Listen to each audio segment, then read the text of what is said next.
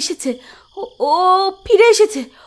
ওই যে ওর সে ছোট্ট দুটো হাত নেড়ে আমায় ডাকছে, আমায় আমায় ওর সাথে নিয়ে যেতে চাইছে। আমায় যেতেই হবে। ছাড়ো আমায়, ছাড়ো, যেতে দাও, ছাড়ো। বিছানায় শুয়ে জানলার ওই পারের পরিত্যক্ত কুয়োর দিকে এক দৃষ্টিতে তাকিয়ে থাকতে থাকতে কথাগুলো বলে উঠল কল্যাণী। পাশে বসে থাকা এক দীর্ঘদেহী পুরুষ তার দুটি হাত শক্ত করে চেপে ধরে বলে উঠল, কল্যাণী শান্ত হও, শান্ত হও তুমি। কেউ নেই ওখানে, কিচ্ছু নেই, প্লিজ কল্যাণী। কল্যাণী উদ্ভ্রান্তের মতো দৃষ্টি মেলে একইভাবে তাকিয়ে রইল কিছুক্ষণ। এরপর সেই দীর্ঘদেহী পুরুষটির বুকে মাথা রেখে ফুঁপিয়ে কেঁদে উঠল। বিড়বিড় করে বলল, অমল আমায় বারবার ডাকছে, এগুলো মিথ্যে হতে পারে না। আমি যে স্পষ্ট তার ডাক শুনতে পাচ্ছি। আমি আমি যাই যাই ওকে নিয়ে আসি। তুমি দেখতে পাচ্ছ না, দেখতে পাচ্ছ না যে তার ভীষণভাবে আমার প্রয়োজন? ওর মাথা পেটে রক্ত বেরিয়ে আসছে, ওর সারা শরীরে জমে রয়েছে চ্যাটচ্যাটে সবুজ শ্যাওলার আস্তরণ। তুমি কি কিচ্ছু দেখতে পাচ্ছ না? কেউ নেই, কেউ নেই ওখানে। তুমি ঘুমো, ঘুমো, তুমি ঘুমো। ঘুমোলে এসব চিন্তা মাথা থেকে দূর হবে। ঘুমো তো। এইবার কল্যাণীর মধ্যে এক অদ্ভুত পরিবর্তন লক্ষ্য করা গেল। তার চোখ দুটো যেন মুহূর্তের মধ্যে জ্বলে উঠল। সে অমলের গলা দুটো হাত দিয়ে শক্ত করে চেপে ধরল। অমল প্রাণপণে নিজেকে বাঁচাতে চাইল, কিন্তু আজ যেন তার এই রোগাটে শরীরটায় আসুরিক শক্তির প্রকাশ পেয়েছে। সুলেখার চোখ দুটো জবা ফুলের মতো টকটকে লাল বর্ণ ধারণ করেছে। ধীরে ধীরে তার দুটো হাত আরো শক্ত হয়ে বসে যাচ্ছে অমল ওরফে অমলকান্তির গলায়। অমল মুখটা হাঁ করে শ্বাস নেওয়ার আপ্রাণ চেষ্টা করে চলেছে, কিন্তু কতক্ষণ? ঠিক সেই মুহূর্তে অমলের গলা থেকে হাত নামিয়ে এনে ধাক্কা মেরে তাকে খাট থেকে মাটিতে ফেলে দিল কল্যাণী। উন্মাদিনীর মতো তীক্ষ্ণ চিৎকার করে সে আলুথালু বেশে খোলা চুলে দৌড়ে গেল দরজার দিকে।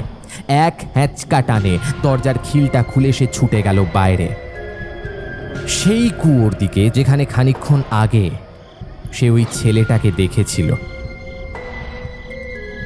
কল্যাণী বাইরে বেরিয়ে যেতেই খুক খুক করে কাঁচতে কাঁচতে মাটিতে একদলা থুতু ফেলে অমল টলতে টলতে উঠে দাঁড়ালো। সে চিৎকার করে বলে উঠল, কল্যাণী, কল্যাণী যেও না, দাঁড়াও। তুমি যা যা দেখছো সব তোমার মনের ভুল, সব বিভ্রান্তি। যেও না, দাঁড়াও প্লিজ। খোলা দরজা দিয়ে যাওয়ার সময় একবার অমলের চোখ গেল ঘরের দেওয়ালের দিকে, যেখানে খড়ি দিয়ে আঁকা রয়েছে কয়েকটা ছবি। ছবিগুলো বিশেষ ইঙ্গিতপূর্ণ এবং যার তাৎপর্য একটাই, এই বাড়িতে এমন কিছু ঘটে গেছে যা ওই হাতে আঁকা দেওয়ালের গায়ে ফুটে ওঠা ছবিগুলোর মধ্যে দেখা যাচ্ছে। বাইরে তখন প্রবল বেগে বৃষ্টি শুরু হয়েছে। আগাছায় ভরা বাগানের রুক্ষ মাটিতে এসে পড়ছে বৃষ্টির ফোঁটা। এদিকে কল্যাণী প্রাণপণে ছুটে চলেছে এই কুয়োর দিকে। আঁধারে গা মিশিয়ে দাঁড়িয়ে রয়েছে একটা বাচ্চা ছেলে, তার দু হাত আলিঙ্গনের ভঙ্গিমায় সামনের দিকে বাড়ানো। তার চোখের মণি বর্ণহীন, সারা শরীর থেকে খসে খসে পড়ছে মাংসের স্তূপ। তার মাথাটা একদিকে ফেটে গিয়ে সেখান থেকে বেরিয়ে এসেছে সাদা ঘিলু। সে খিলখিলিয়ে হেসে উঠে একটা অদ্ভুত কবিতা উড়ে চলেছে। কোথারে লুকোচুরি, অন্ধকারে কুমড়ে মরি, পথ হারিয়ে খুঁজতে থাকি আমার হারানো সুরখানি।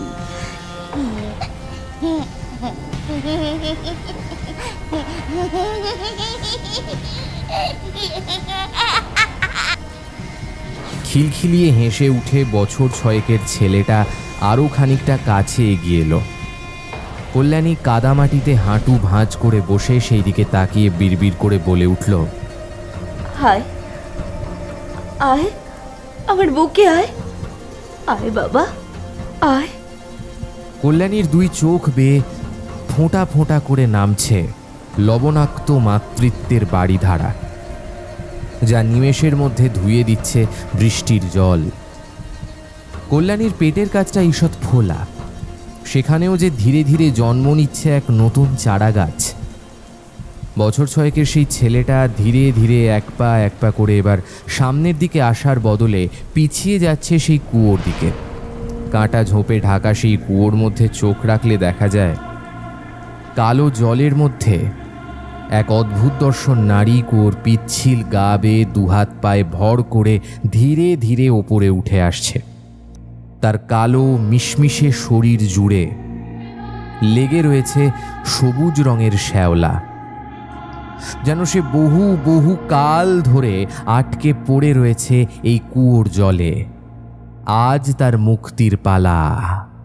কল্যাণী উঠে দাঁড়ালো। ধীরে ধীরে এক ঘোর লাগা চোখে সেও এগিয়ে চলেছে ওই কুয়োর দিকে। পেছনে ছুটে আসছে অমলকান্তি। বৃষ্টিতে মাটি ভিজে গেছে, বেশি জোরে দৌড়তে গেলে পা পিছলে হুমড়ি খেয়ে পড়বে সে, তবুও ছুটে চলেছে। সে জানে ওখানে কেউ নেই, কিচ্ছু নেই, থাকতেও পারে না। কিন্তু সবটাই যে তার ভ্রম, তার অবচেতন মনের কল্পনা। সে যে নিজেই তার পরিচয় ভুলে অন্য এক চরিত্রের অন্য এক গল্পে বেঁচে রয়েছে। কিন্তু আজ সে নিজেই ছুটে যাচ্ছে তার মৃত্যুর দিকে। ওই দিন যেদিন আজকের কল্যাণী ওরফে সুলেখার গর্ভপাত হয়েছিল, সেই দিন থেকে যে তার চোখে তার শ্বশুরবাড়ির গোটা পরিবার পরিণত হয়েছিল তার জীবনের গল্পের খলনায়কে। তবে গল্পের শেষ দৃশ্যতে লেখা রয়েছে কোনো বিয়োগান্ত দৃশ্য না অনন্য মধুর সমাপ্তি। ধীরে ধীরে কল্যাণী এগিয়ে চলেছে মৃত্যুকূপের দিকে। কুয়োর ভেতর থেকে এক অদ্ভুত দর্শন নারী ধীরে ধীরে কুয়োর গা বেয়ে এগিয়ে আসছে। সেই বছর ছয়েকের ছেলেটা এবার কুয়োর একদম ধারে দাঁড়িয়েছে। ধীরে ধীরে সে কুয়োর ওপর উঠে দাঁড়ালো, নিজের দিকে একবার তাকালো। এরপর তার মুখটা এক ঝটকায় কল্যাণী ওরফে সুলেখার দিকে ঠিক সামনে থেকে পিঠের দিকে 90 ডিগ্রিতে ঘুরে গেল। সে হাত বাড়িয়ে একদম কুয়োর কাছে চলে গেল এবং সে যেতেই সেই ছেলেটা ঝাঁপ মারল কুয়োর জলে। একটা ঝপাং করে শব্দ হতেই কল্যাণীও ঝাঁপ মারতে উদ্যত হলো এবং ঠিক তখনই কুয়োর ভেতর দেখা দিল সেই অদ্ভুত দর্শন নারীর মুখাবয়ব। সে খিলখিলিয়ে হেসে উঠে বলল,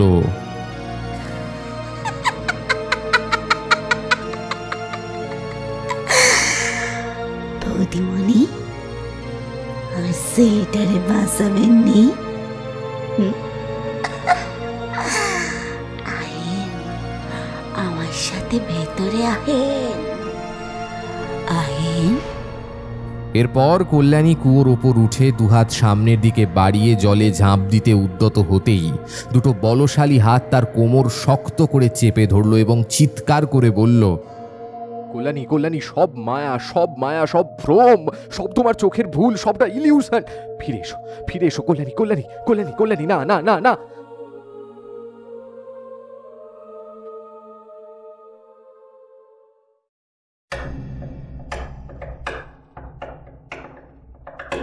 ফিকশন হান্টের সমস্ত গল্প শুনতে আমাদের চ্যানেলটিকে সাবস্ক্রাইব করে বেল আইকনে ক্লিক করতে ভুলবেন না। আপনারা বেল আইকনে ক্লিক করছেন তো? আমরা কিন্তু দেখতে পাচ্ছি আমাদের অধিকাংশ শ্রোতারাই আমাদের চ্যানেলটিকে সাবস্ক্রাইব করার পর বেল আইকনে ক্লিক করছেন না। আমাদের তরফ থেকে আপনাদের কাছে একান্ত অনুরোধ, আমাদের চ্যানেলটি সাবস্ক্রাইব করে বেল আইকনে ক্লিক করে অবশ্যই অল নোটিফিকেশন এই অপশনটি অন করে রাখবেন। তা না হলে আমাদের সমস্ত গল্পের আপডেট আপনারা মিস করে যাবেন। ফিকশন হান্টে আপনাদের সবাইকে স্বাগত। আমি সায়ন্তন রয়েছি আপনাদের সাথে। আজ ফিকশন হান্টে আপনারা শুনবেন একটি ভিন্ন স্বাদের মনস্তাত্ত্বিক ভয়ের কাহিনী, উদ্দীপ্ত চৌধুরীর কলমে আধারের কান্না। আজকের গল্প পাঠ ও গল্পের সূত্রধার আমি সায়ন্তন।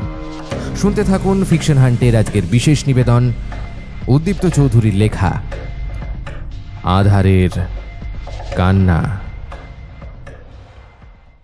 ঘরের সিলিং থেকে ঘুরতে থাকা ক্যাঁচ ক্যাঁচ পাখার আওয়াজে ঘুমটা ভেঙে গেল সুলেখার। বাইরে তখন নিশ্ছিদ্র আধার, কান পাতলেই শোনা যায় ঝিঁঝি পোকার ডাক। একটা অদ্ভুত গুমোট করা গরম যেন এই বাড়িটাতে। নোনা ধরা দেওয়াল জুড়ে হাতে আঁকা কিছু অদ্ভুতুরে ছবি একাকী মনটাকে আরো বেশি মাত্রায় ভয়ার্ত করে তোলে। ভাঙা কাঁচের জানলার পাল্লাটা খুলে দিল সে। বাইরে থেকে একরাশ ঠান্ডা বসন্তের হাওয়া মনটা জুড়িয়ে দিয়ে গেল। 35B হুইলিং স্ট্রিটের এই বাড়িটা যখন সে ভাড়া নিয়েছিল, তখন বাড়ির এই হতচ্ছাড়া দশা দেখে তার স্বামী অমলকান্তি খানিক ব্যঙ্গের সুরেই বলেছিল, সু, এই বাড়িটা কিন্তু কোনো রাজপ্রাসাদের থেকে কম নয়। ঘরের সামনে বিস্তৃত কাটা ঝোপের জঙ্গল, এদিক সেদিক ছড়িয়ে ছিটিয়ে রয়েছে কিছু বুনো ফুল এবং শতাব্দী প্রাচীন আগাছার জঙ্গল। উফ, সত্যি খুঁজে খুঁজে এমন একখানা বাড়ি পেলে বটে। সুলেখা নাক সিটকে জবাব দিয়েছিল, এই যে স্বামী মশাই, এতদিন ধরে তো ইন্টারনেট থেকে এতগুলো বাড়ি দেখলে, কই একটাও তো তোমার পছন্দ হলো না? তুমি আবার আটপৌর বাঙালি ভদ্রলোক বলে কথা, তাই তো এই পুরোনো আমলের বাড়িটা ভাড়ায় নিলে। হ্যাঁ সুলেখা, খানিকটা বাধ্য হয়েছি বটে। আসলে লাইফ ইন্স্যুরেন্সের দালালি করে কটা টাকাই বা মাইনে পাই বলো? তাছাড়া তুমি তো জানোই আমি মেদিনীপুরের ছেলে। একটি প্রত্যন্ত গ্রামে আমার বড় হয়ে ওঠা। ভাগ্যের অন্বেষণে কলকাতায় এসেছিলাম, কিন্তু বিড়ালের ভাগ্যে শিখেছিল কই। তবে সত্যি কথা বলতে, 5 বিঘে জমির ওপর এমন একটা বিশাল বাড়ি তুমি কলকাতায় কি আর দুটো পেতে? তাও এত কম ভাড়ায়। আমি তো ভাবছি বাড়িটা পরে না হয় কিনেই নেব। সেসব তো ঠিক আছে অমল, কিন্তু বাড়ির যা ছিঁড়ি দেখতে পাচ্ছি, তাতেই বাড়িকে মেরামত করে বাসযোগ্য করতে তো বেশ কিছু টাকাও খসবে। আবার বাগানটাও পরিষ্কার করতে হবে। আগাছার জঙ্গল সাফ করে আমি ঠিক করেছি এইখানে একটা গোলাপ ফুলের বাগান করব। এছাড়া কিছু শাক সবজির চাষও করব। অমলকান্তি সেদিন হেসে জবাব দিয়েছিল, সুলেখা, ওই যে কথায় বলে না, সংসার সুখের হয় রমণীর গুণে। সত্যি তুমি আমার জীবনে না এলে আমি একা কি করে যে পুরোটা গুছিয়ে উঠতাম জানি না। তবে একটা বিষয় ভীষণ খটকা লাগছে, এত বড় একটা 2 তলা বাড়ি, কিন্তু ভাড়া এত কম কেন? মাসিক মাত্র 1,500 টাকার বিনিময়ে বাড়িটা বর্তমান মালিক শুভেন্দুবাবু আমাদের বাড়ির চাবি হ্যান্ড ওভার করেছে। কেমন একটা খটকা লাগছে না? ব্যাপারটা নিয়ে আমি ভেবেছি জানো অমল। ইন্টারনেট থেকে যখন জমি বাড়ির দালাল দুলালবাবুর ফোন নম্বরটা পেয়েছিলাম এবং ওনার সাথে যোগাযোগ করেছিলাম, উনি বলেছিলেন যে গলির ভেতরে এমন পুরনো বাড়ি তাই কেউ ভাড়া নিতে চায় না। তবে সে কিছু একটা গোপন করে যাচ্ছিল, সেটা আমি স্পষ্ট টের পেয়েছি। এমনকি শুভেন্দুবাবু আছে না, শুভেন্দুবাবুও কিছু একটা গোপন করছে। তারা অনেক কিছুই জানে এই বাড়িটার ব্যাপারে, কিন্তু জানো মুখ খুলতে চাইছে না। তাছাড়া আমার আরও একটি প্রশ্ন, এতদিন ধরে বাড়িটা ফাঁকা পড়ে রয়েছে কি করে? আমাদের আগে কি কেউ ভাড়া নেয়নি? সুলেখা, আমি শুভেন্দুবাবুর মুখে যতদূর এই বাড়িটার ব্যাপারে শুনেছি, তাতে এই বাড়িটাতে আগে রায় পরিবার থাকতো। শুভেন্দুবাবু তাদেরই লতায় পাতায় কিরকম যেন একটা আত্মীয় হয়। তবে এই বাড়ির বছর 6 একটা ছোট ছেলে হঠাৎ করে একদিন নিরুদ্দেশ হয়ে যায়। সে কোথায় যায়, তার শেষ পরিণতি কি হয়, সেসব তিনি বলেননি বটে। সেই ঘটনার পরেই নাকি রায়দের গোটা পরিবার এই বাড়িটি শুভেন্দুবাবুকে বিক্রি করে কলকাতায় শিফট করে। দুলালবাবু একটি কথা বলেছিলেন, জানি না তোমার মনে আছে কিনা। কি কথা অমল? এই বাড়ির পশ্চিমে কাটা ঝোপের জঙ্গলে আমরা যেন কেউ না যাই। তুমি এর কারণ জিজ্ঞেস করনি অমল? হ্যাঁ করেছিলাম, কিন্তু মুখে এক রহস্যময় হাসি এনে দুলালবাবু বলেছিলেন, কিছু বিষয় অজানা থাকলেই নাকি মানুষের পক্ষে মঙ্গলকর। অনেক সময় অতি কৌতূহল বিপদ ডেকে আনতে পারে। তবে এই রায় পরিবারের ছোট ছেলের অন্তর্ধান রহস্য আমাকে কিন্তু বেশ ভাবাচ্ছে। অত ভেবো না, সব ভালো হবে, দেখো। ভাঙা কাঁচের জানলার জং ধরা গ্রিলে হাত রেখে অতীতের স্মৃতিচারণ করছিল সুলেখা। স্বামী অমলকান্তি কাজের সূত্রে 2 দিনের জন্য বহরমপুর গেছে। আজ তার এই বাড়িতে একা প্রথম রাত। বাইরে থেকে ভেসে আসছে টাটকা ফুলের সুবাস। ঝোপঝাড় পরিষ্কার করে নিজের হাতে সাজিয়েছে তার স্বপ্নের বাগান। রাজাবাজার অঞ্চলের ওই এক কামরার ভাড়ার বাড়ি থেকে এই বাড়িটা ঢের ভালো। এতদিনে সেই বাড়ি প্রাচীনত্বের ছাপ কাটিয়ে আধুনিকতার মোড়কে আবৃত হয়েছে। বাড়িটার কিছু জায়গায় মেরামত করে রং করা হয়েছে। পুরনো বাড়ির ইটের গাঁথুনি বেশ মজবুত, তাই সহজে ভেঙে পড়ার সম্ভাবনা নেই বললেই চলে। যেসব অংশগুলো এখনও মেরামত করা হয়নি, টাকার অভাবে অমলের এই মাসের টার্গেট পূরণ হলেই যে বড় অঙ্কের কমিশন আসবে, তাতে জানলা দরজাগুলোকেও মেরামত করে পোক্ত করা হবে। অমলের বহরমপুরের ক্লায়েন্ট বেশ অভিজাত বলেই শুনেছে সুলেখা।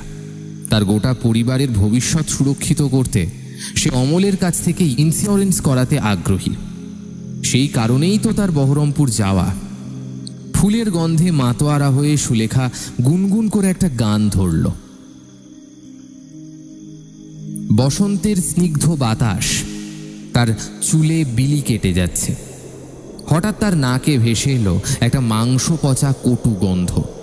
সুলেখা মনে মনে বলে উঠল, কি ব্যাপার, এমন গন্ধ আসছে কোথা থেকে? দুটি তো মারা গেল নাকি? বাতাসে নাক টেনে সে গন্ধের উৎস সন্ধান করতে করতে পুরনো দরজার পাল্লা খুলে ঘরের বাইরে বেরিয়ে এলো। হঠাৎ সে দেখতে পেল খানিক দূরে কে যেন দাঁড়িয়ে রয়েছে। আকাশে তখন দেখা যাচ্ছে চাঁদের ম্লান আলো। সুলেখা দেখতে পেল একটা ছেলে তাদের বাগানে খেলা করছে। বাগান জুড়ে সে দুরন্ত বেগে এক প্রান্ত থেকে অন্য প্রান্তে ছুটে চলেছে। একবার সে পুরনো ভাঙা সিমেন্টের থামের আড়ালে গিয়ে লুকিয়ে পড়ছে, আবার পরক্ষণেই সেখান থেকে বেরিয়ে এসে ছুটে চলছে বাগানের পশ্চিম কোণ লক্ষ্য করে। সুলেখার কানে আসছে তার হাসির আওয়াজ। এত রাতে এই ছেলেটা বাগানে কি করছে? এ কি পাড়ার কেউ? কিন্তু এই পাড়ায় তো হাতে গোনা কয়েকটা বাড়ি। তাছাড়া কেউ তাদের ছেলেকে রাতে এইভাবে অন্যের বাড়িতে ঢুকে খেলার অনুমতি দেবেই বা কেন? তাছাড়া পশ্চিম দিকটায় কি রয়েছে সঠিকভাবে আমিও জানি না, কোনোদিনও সেখানে যাওয়ার ইচ্ছেও হয়নি। তবে এই ছেলেটাকে দেখে মনে হচ্ছে সেই জায়গাটা হাতের তালুর মতো চেনে। নিজের মনেই কথাগুলো বলতে বলতে এবার সে সেই ছেলেটাকে উদ্দেশ্য করে বলে উঠল, এই ছেলে, এত রাতে আমাদের বাড়ির বাগানে কি করছো তুমি? ছেলেটা কোনো উত্তর না দিয়ে তার আঙুল দিয়ে পশ্চিমের দিকটা নির্দেশ করে আবারও সেই দিকে ছুটে গেল। সুলেখাও তাকে অনুসরণ করল।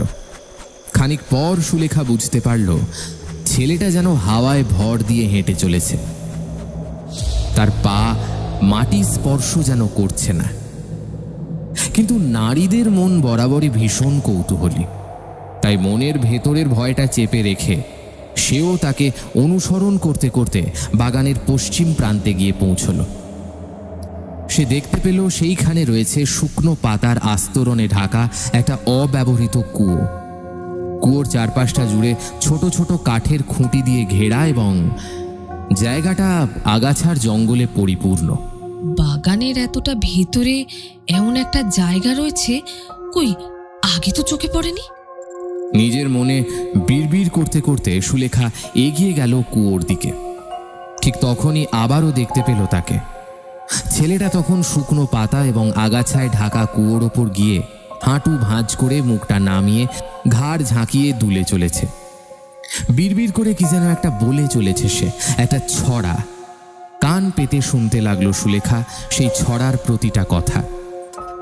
সেই ছেলেটা তখনও একই ভঙ্গিমায় ঘাড় গোঁজ করে বসে ছড়া কেটে চলেছে।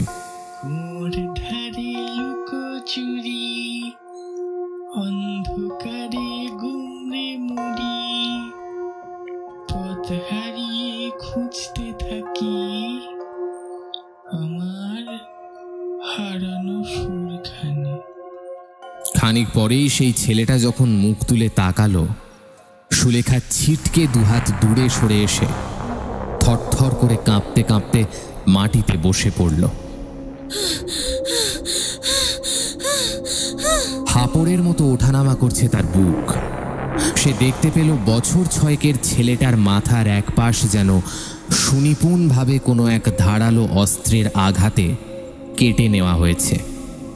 ঠোঁটবিহীন মুখের বীভৎসতা ব্যাখ্যা করতে গেলে শব্দ কম পড়ে যাবে। চোখের জায়গায় দুটো কালো গর্তে যেন জমাট বেঁধে রয়েছে শতাব্দীর কালো অন্ধকার। শরীরটা দেখে মনে হচ্ছে যেন জলে পচে ফুলে উঠেছে। সারা গায়ে অজস্র সাদা সাদা দাগ, শরীর জুড়ে লেগে রয়েছে সবুজ শ্যাওলার আস্তরণ।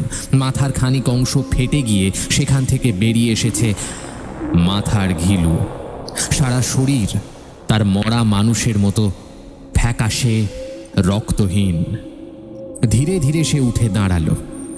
সেই অবস্থাতেই বাতাসে ফিসফিস করে মাথা দোলাতে দোলাতে বলে উঠল, আমার সাথে লুকোচুরি খেলবে? হ্যাঁ, আমি যে বড় একা, কেউ নেই আমার।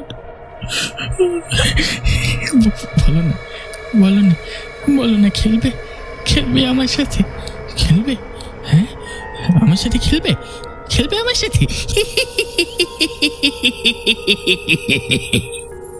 হঠাৎই একটা দমকা বাতাসে কুয়োর ওপর জমে থাকা শুকনো পাতার স্তর সরে গেল। দেখা গেল সেখানে রয়েছে কুয়োর প্রবেশদ্বার।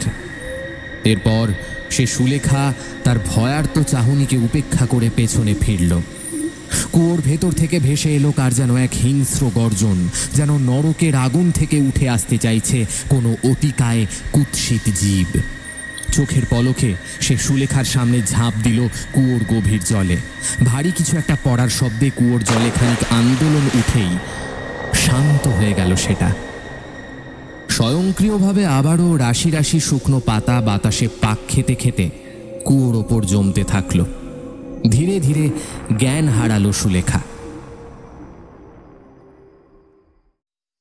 চোখ খোলো সুলেখা, লক্ষ্মীটি চোখ খোলো। তোমার কিছু হলে আমি যে নিজেকে ক্ষমা করতে পারবো না আর। প্লিজ চোখ খোলো। ডাক্তারবাবু, ওর জ্ঞান ফিরছে না কেন? ডাক্তার, সুলেখা। দেখুন অমলবাবু, কাল রাতে মনে হয় উনি কোনো কিছু দেখে ভীষণ ভয় পেয়েছেন। কোনো মেন্টাল শক বা ট্রমা জাতীয় কারণে উনি জ্ঞান হারিয়েছেন। কাল ঠিক কী হয়েছিল সেই ব্যাপারে কি আপনি কিছু বলতে পারবেন অমলবাবু? না ডাক্তারবাবু, আমি তো আজই সকালে বহরমপুর থেকে বাড়ি ফিরেছি। বাড়ি এসে দেখি সদর দরজাটা হাট করে খোলা। ভাবলাম হয়তো বাগানে গাছে জল দিচ্ছে কিংবা বাগান পরিষ্কার করছে। এ তো তার নিত্যদিনের কাজ। বাগানে গিয়েও দেখি সুলেখা নেই। তারপর অনেক খোঁজের পরে ওই পশ্চিম দিকটায় একটা পুরনো কুয়োর ধারে ওকে অচেতন অবস্থায় পাই। এই অঞ্চলটা বেশ শুনশান ডাক্তারবাবু। ধারে কাছে তেমন বাড়িও নেই। ভাগ্যক্রমে গলির মুখটায় একটা রিক্সাওয়ালাকে বলি কিছু টাকা দিয়ে যে সে যেন এখনকার কোনো ডাক্তারকে আমাদের বাড়িতে নিয়ে আসে। কারণ ঘর ছেড়ে, সর্বোপরি সুলেখাকে ছেড়ে আমি একা গেলে সমস্যা হতো। তাছাড়া ওকেও যে নিয়ে যাব তারও তো উপায় নেই, কারণ ও তো সম্পূর্ণভাবেই জ্ঞান হারিয়েছে। আমি সকালে চোখে মুখে জল দিয়েও জ্ঞান ফেরাতে পারিনি ডাক্তারবাবু। রিক্সাওয়ালা আমার পরিচিত ছিল, তাই রক্ষে। ওর রিক্সাতেই তো আমি মূল সড়ক অবধি যাই, তারপর বাস ধরে অফিসে যাই। ভাগ্যিসও ছিল, নইলে এমন পাণ্ডব বর্জিত স্থানে কারো সাহায্য পাওয়া ভাগ্যের ব্যাপার। যাও বা এদিক সেদিক ছড়িয়ে ছিটিয়ে দু একটা বাড়ি চোখে পড়ে, তারা বিশেষ সাহায্য করবে বলে তো মনে হয় না, কারণ তাদের কারোর সাথেই বিশেষ মিশতে দেখিনি। বাড়ির মালিক শুভেন্দুবাবুর বাড়িটাও এখান থেকে বেশ দূরে। অমলবাবু, সবই তো বুঝলাম, তবে আপনারা এত দূরে বাড়ি ভাড়া নিলেন কেন? এখানে তো কোনো রকম সুযোগ সুবিধা পাওয়া প্রায় দুষ্কর। বিশেষ করে কোনো মেডিকেল ইমার্জেন্সিতে কাউকে পাশে পাওয়া যায় না। ডাক্তারবাবু, আমি বীমা সংস্থায় একটা অতি সাধারণ কর্মচারী মাত্র। কত টাকাই বা মাইনে আমার? কলকাতার বুকে ফ্ল্যাট নিতে গেলে প্রতি মাসে যা ভাড়া গুনতে হতো, তাতে আমাদের সঞ্চয় বলে আর কিছুই থাকতো না। জানলা দিয়ে সকালের মিঠে রোদ এসে পড়েছে সুলেখার মুখে। রক্তশূন্য ফ্যাকাশে মুখের অভিব্যক্তি দেখলে সহজেই অনুমান করা যায় কাল রাতে সে কোনো এক পৈশাচিক ঘটনার সাক্ষী হয়েছিল। কোনো এক অজানা কারণে বুকটা কেঁপে ওঠে অমলকান্তির। তাদের কথোপকথনের মাঝে হঠাৎ এক অস্পষ্ট গোঙানির আওয়াজ শুনে ঘরে উপস্থিত দুজনেই ঘুরে তাকায়। তারা দেখতে পায় সুলেখা চোখ মেলে ফ্যাল ফ্যাল করে তাকিয়ে রয়েছে তাদেরই দিকে। হঠাৎ সে অমলের হাতটা শক্ত করে ধরে, কোনো ক্রমে বলে ওঠে, সে ওই ওই ছেলেটা, সে এসেছিল অমল। আমি তাকে নিজের চোখে দেখেছি, ওই পশ্চিমের দিকে কুয়োর ওপরে। অমল, ও আমার সাথে খেলতে চাইছিল, কিন্তু বিশ্বাস করো, তার ভয়াবহ মুখ যে কখনোই কোনো জীবন্ত মানুষের হতে পারে না অমল। হে বাড়িটা অভিশপ্ত। আমি আর থাকবো না কিছুতেই অমল। আমরা আজ এ বাড়ি ছেড়ে চলে যাব। শান্ত হও লক্ষ্মীটি। কি হয়েছে কি? আমায় খুলে বলো সুলেখা, আমি শুনছি তো। কি হয়েছে? কাল রাতে আমার ঘুম আসছিল না বলে বাগানে হাঁটতে বেরিয়েছিলাম। আসলে কোথাও একটা পচা দুর্গন্ধ পাচ্ছিলাম ওই বাগান থেকেই, তাই সেটা খুঁজতেই বাগানে আসি। তারপর তার দেখা পাই।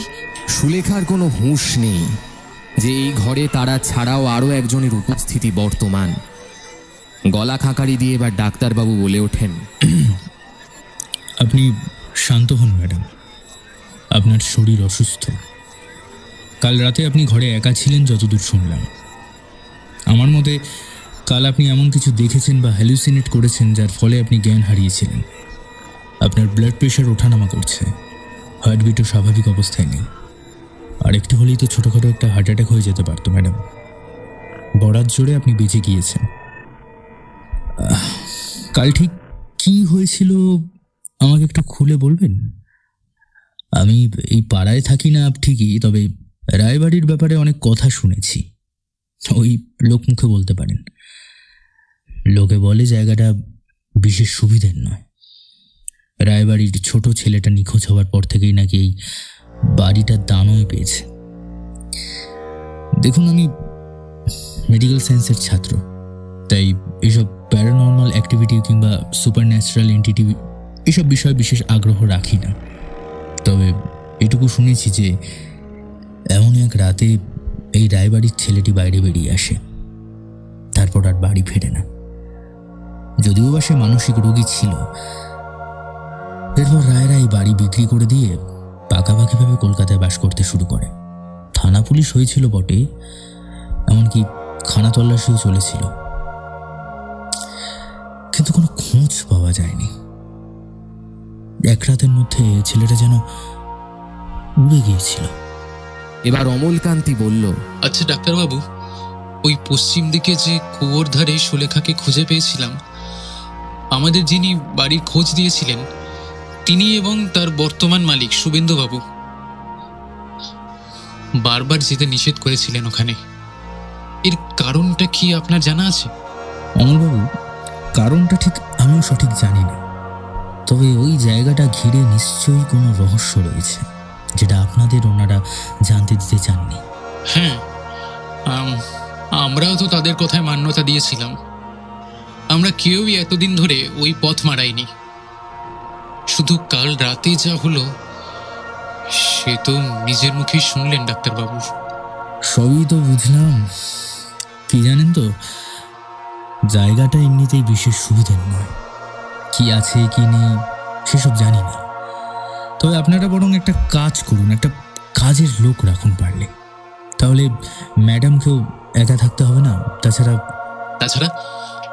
তাছাড়া কি? আপনার জন্য একটা সুখবর আছে। সুখবর? কি সুখবর ডাক্তারবাবু? এইবার থেকে আপনার স্ত্রীকে একটু বেশি সময় দিন, যত্নাত্তি করুন। আপনি তো বাবা হতে চলেছেন। বাবা? ডাক্তারবাবু, আমি সত্যি ভীষণ খুশি। আপনাকে অনেক ধন্যবাদ এই খবরটা দেওয়ার জন্য। হ্যাঁ, এবার একজন ভালো গাইনো ডাক্তারকে দেখান। ডেলিভারির সময় আমি কলকাতার একটা নার্সিংহোমে রেফার করে দেবো, যাতে কোনো অসুবিধা না হয়। ডক্টর সুনিতা বাসু, উনি কলকাতা মেডিকেল কলেজের হাসপাতালে প্র্যাকটিস করেন। আমি ওনার ফোন নাম্বারটা আপনাকে টেক্সট করে পাঠিয়ে দেবো। আর হ্যাঁ, আপনি তো বাইরে বাইরে থাকেন কাজের সূত্রে, ম্যাডামকে দেখভাল করবার জন্য একটা ঠিকে ঝিয়ে এবার না রাখলেই চলছে না। দেখুন, বিশ্বাস আর অবিশ্বাসের দোলাচলে এই সকল ব্যাপার নিয়ে আর বেশি ভাববেন না, কারণ প্রেগনেন্সির সময় গর্ভবতী মহিলারা অনেক কিছু অনুভব করেন বা কল্পনা করেন, যার সাথে হয়তো বাস্তবের কোনো সম্পর্কই নেই। ম্যাডাম এমনিতে সারাদিনের পরিশ্রমের ধকলে ক্লান্ত ছিলেন, তার মধ্যে কাল রাতে ওনার ঠিকমতো ঘুমও হয়নি। তাছাড়া পশ্চিম প্রান্তের ওই রহস্যঘেরা জায়গাটা নিয়ে আগেই বাড়ির দালাল কিংবা মালিক শুভেন্দুবাবুর কাছ থেকে সাবধানবাণী শুনেছিলেন। তাছাড়া এই ঘরেও দেখতে পাচ্ছি দেওয়াল জুড়ে কোনো বাচ্চা ছেলের আঁকি মুখি কাটা। সবটা মিলে ওনার অবচেতন মন কোনো এক শিশু সন্তানের অবয়ব এঁকেছিল, যার ফলেই এমন এক দৃশ্যের অবতারণা। যাক, সেসব অনেকটা দেরি হয়ে গেল, আমি আবার ক্লিনিকে ফিরতে হবে, পেশেন্ট দেখার সময় হয়ে এসেছে। ডাক্তারবাবু, একটু চা করে দিই। আপনি প্রথম আমাদের বাড়ি এলেন, মুখে কিছু না দিয়ে চলে যাবেন? এবার সুলেখার কথা শুনে ডাক্তার বলে উঠল, ম্যাডাম, আপনাকে এই শরীরে আর ধকল নিয়ে আমার জন্য চা করতে হবে না। আমি অন্য একদিন না হয় চা খেয়ে জমিয়ে আড্ডা দিয়ে যাব, কেমন? আমি এই পাড়ার না হলেও এই অঞ্চলেরই লোক। আপনি বেশি চিন্তা করবেন না, আর যে ওষুধগুলো লিখে দিলাম সেগুলো নিয়ম করে খাবেন, কেমন? আর চলি, ভালো থাকবেন। রাতের কুয়াশার চাদরে রাস্তার টিমটিমে স্ট্রিট লাইটের আলোয় 32B উইলিং স্ট্রিটের পুরনো নোনা ধরা দেওয়াল জুড়ে আঁকিবুঁকি কাটা সকল ছবিগুলোকে এক ঝলক দেখলে বড়ই জীবন্ত বলে মনে হয়। অদ্ভুত সেই সকল আঁকা এবং তার বিষয়বস্তু। ঘরের পুরনো জং ধরা গ্র্যান্ডফাদার ক্লকটা অনেকটা ভাগ্য করেই পেয়েছে তারা। তাদের ছোট্ট সংসারে এমন এক পুরনো অ্যান্টিক জিনিস সময় জানান দিতে এক গুরুত্বপূর্ণ ভূমিকা পালন করে বটে। রায় পরিবারের লোকেরা বাড়ি ছাড়ার সময় প্রায় অধিকাংশ আসবাবপত্র রেখে গিয়েছিলেন।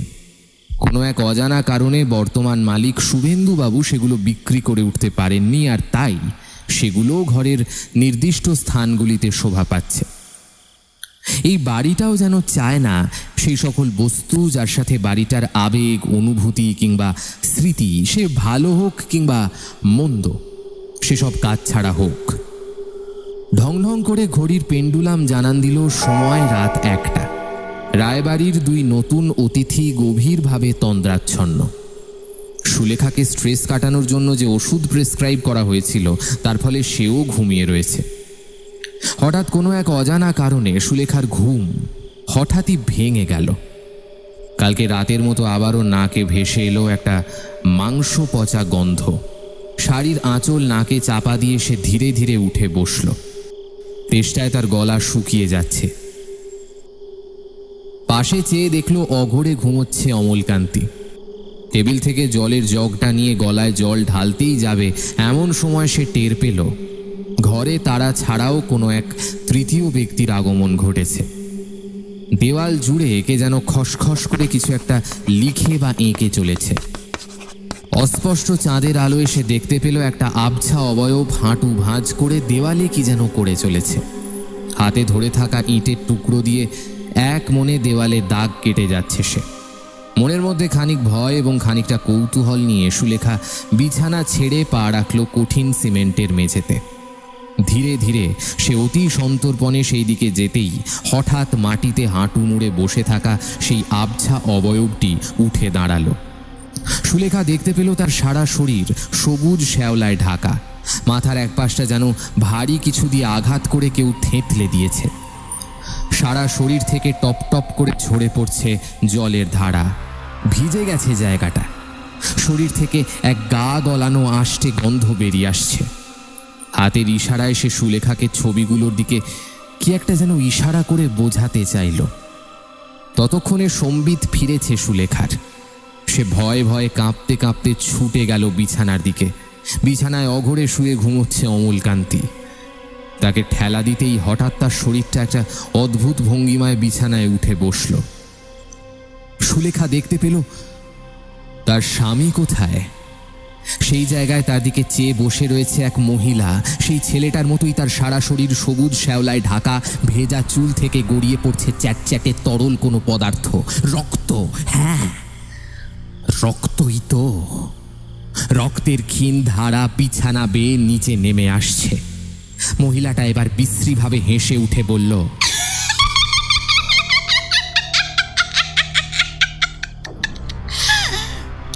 পালা, বাঁচতে চাইলে পালা, নইলে মরবি। তোরা সবাই মরবি, তোর ওই পেটেরটা তো আগে মরবে। মরবে, সবাই মরবে। সুলেখা লক্ষ্য করে দেখল সেই মহিলার চোখ দিয়ে ফোঁটা ফোঁটা জল গড়িয়ে পড়ছে। মুখটা স্পষ্ট হতেই সুলেখা দেখতে পেল সেই মুখে অসংখ্য কাটাকুটির দাগ স্পষ্ট। সেই মহিলাটি এবার সেই দাঁড়িয়ে থাকা ছেলেটার দিকে হাত বাড়িয়ে বলে উঠল, আয় খোকা, আমার বুকে আয়। এবার সেই মহিলা দুই হাত পেয়ে ভর দিয়ে সরীসৃপের মতো বিছানা থেকে নেমে সেই ছেলেটার দিকে এগিয়ে গেল। ছেলেটা দুহাত বাড়িয়ে আলিঙ্গন করল তাকে। এক রাশ জমাট বাঁধা কুয়াশা নিমেষে গ্রাস করল তাদের। ধীরে ধীরে অদৃশ্য হলো তারা। তৎক্ষণাৎ সে আবারও বিছানার দিকে ঘুরে তাকালো।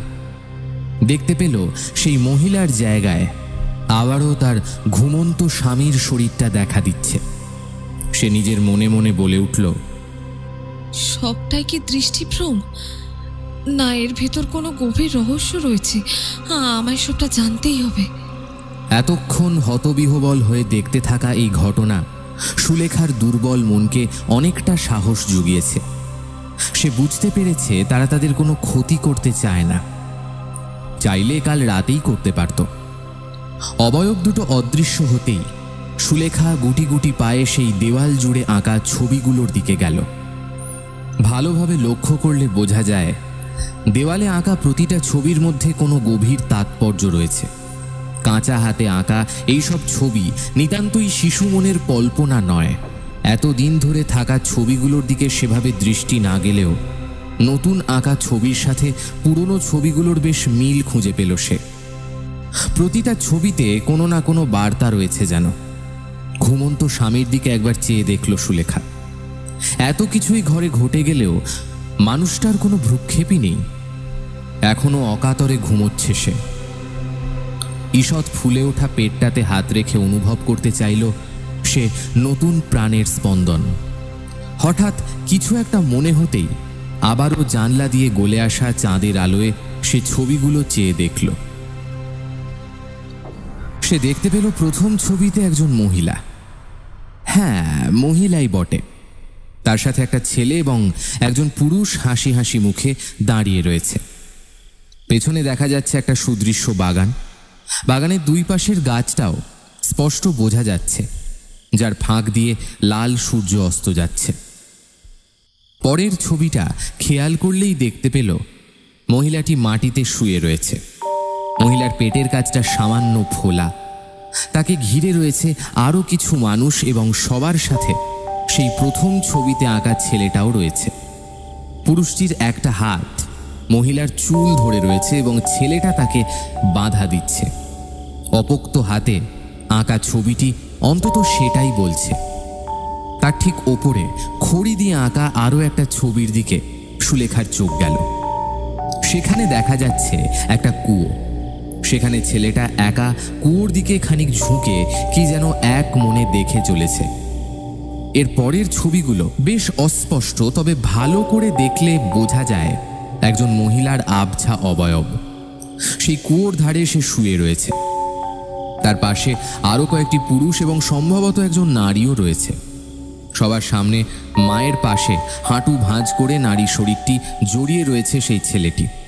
এরপর সুলেখার নতুন আঁকা ছবিটার দিকে চোখ গেল। সে দেখতে পেল সেখানে একটি গোলাকৃতি কুয়োর ভেতর দুজন মানুষ রয়েছে। হ্যাঁ, দুজনই তো মনে হচ্ছে, একটি মহিলা এবং একটি ছেলে। তাদের শরীরের আকৃতি আগের ছবিগুলোর মতো নয়, বরং একটু আলাদা বলা চলে। লাল ইটের টুকরো দিয়ে আঁকা সেই শরীরগুলো অস্বাভাবিক ভঙ্গিমায় হাঁটু মুড়ে বসে রয়েছে। ছেলেটা সেই মেয়েটার কোলে মাথা রেখে শুয়ে আছে। ছবিতে কুয়োর ভেতরটা ইটের টুকরো দিয়ে ঘষে ঘষে লাল করে দেওয়া হয়েছে। স্বাভাবিক দৃষ্টিতে মনে হবে সেই স্থান ঘন নিকষ কালো আঁধারে ঢাকা। প্রতিটা ছবি কোনো না কোনো ইঙ্গিত বহন করছে। তবে সেটা কি? কোনো রহস্য লুকিয়ে রয়েছে এই বাড়িতে? যা যা ঘটে চলেছে তার সাথে কি এই পরিবারের কোনো বিশেষ ঘটনার যোগসূত্র লুকিয়ে রয়েছে? মনে হাজারো প্রশ্নের ঝড়, কিন্তু এই মুহূর্তে সেই সব জানার কোনো উপায়ও নেই। শুভেন্দুবাবু মুখে কুলু পেটে রয়েছেন। এখন একটাই উপায়, দুলাল বাবু। কিন্তু সে কি আদৌ কিছু বলবে? সুলেখা বাইরে তাকিয়ে দেখল প্রায় সকাল হয়ে এসেছে। পূব আকাশ ফর্সা হয়ে এসেছে। গ্র্যান্ডফাদার ক্লকটা সশব্দে জানালো সময় ভোর 4টে। রাত জাগার ক্লান্তি এবং মনের ওপর দিয়ে এতটা ধকল যাওয়ায় সুলেখা বিছানায় শুতেই অচিরেই তার চোখে ঘুম নেমে এলো।